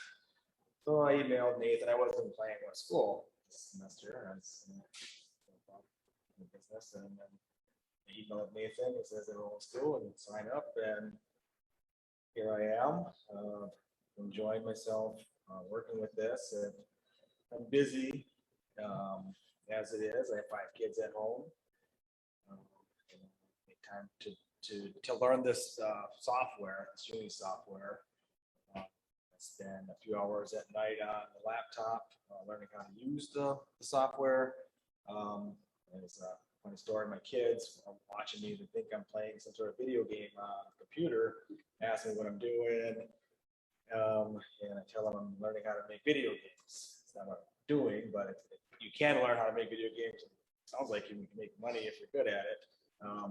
But my kids, my daughter, she says, "Oh, I can't wait for this game to be done. I'm going to play it even if it isn't good," she said. Oh, that's not nice of her.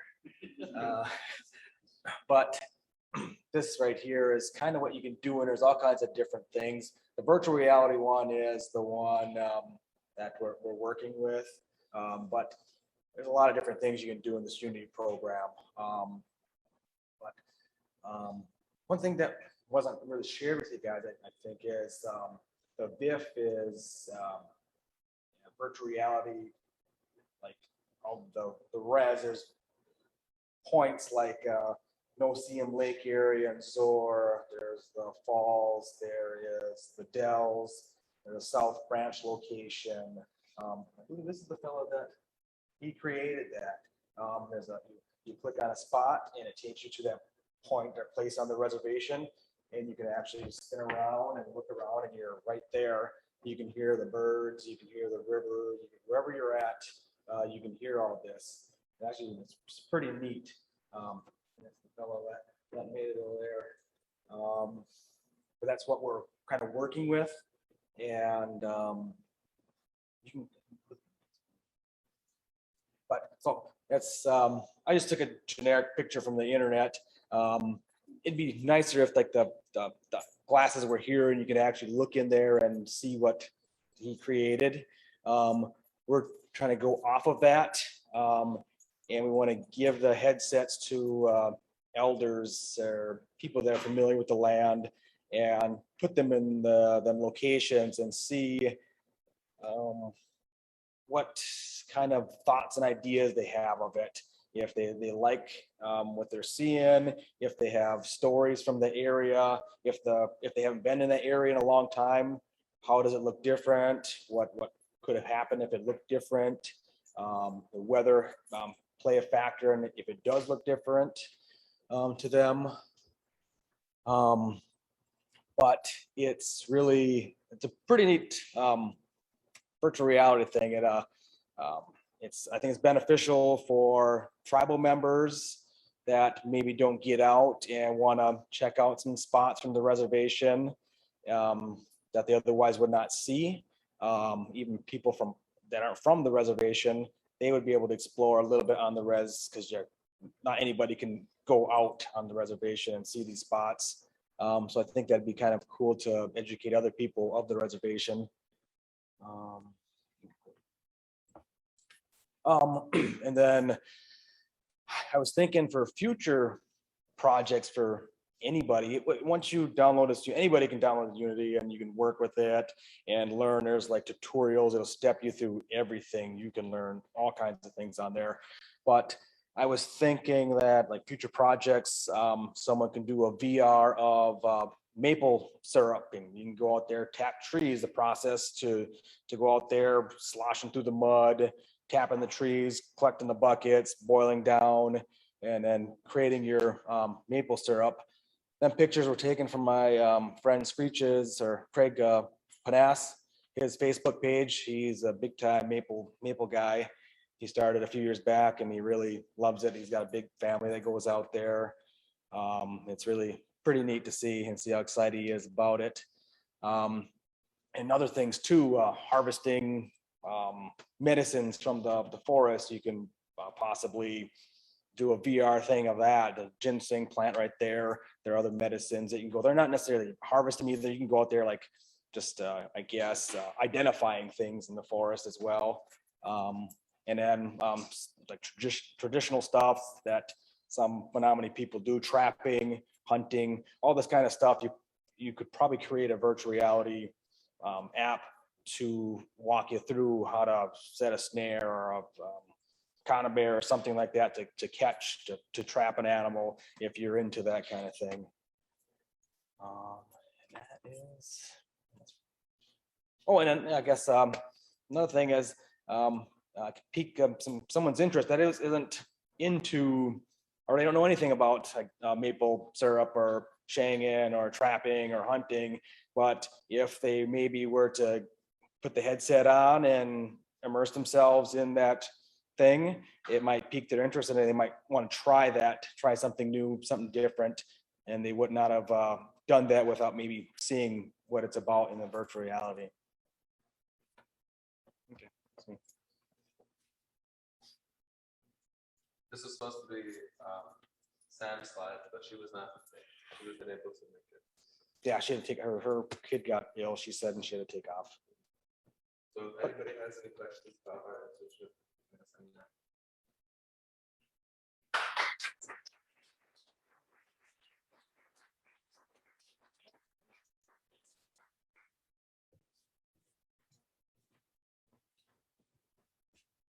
Thank you to the VIF team. I just want to add this VIF, I don't know what year we're in, at least fourth year. So it's a pretty awesome project working with Penn State. And they've been really helpful in bringing the expertise and helping us to create this virtual reality. And yeah, and Nick was on the project. Nick's been with us since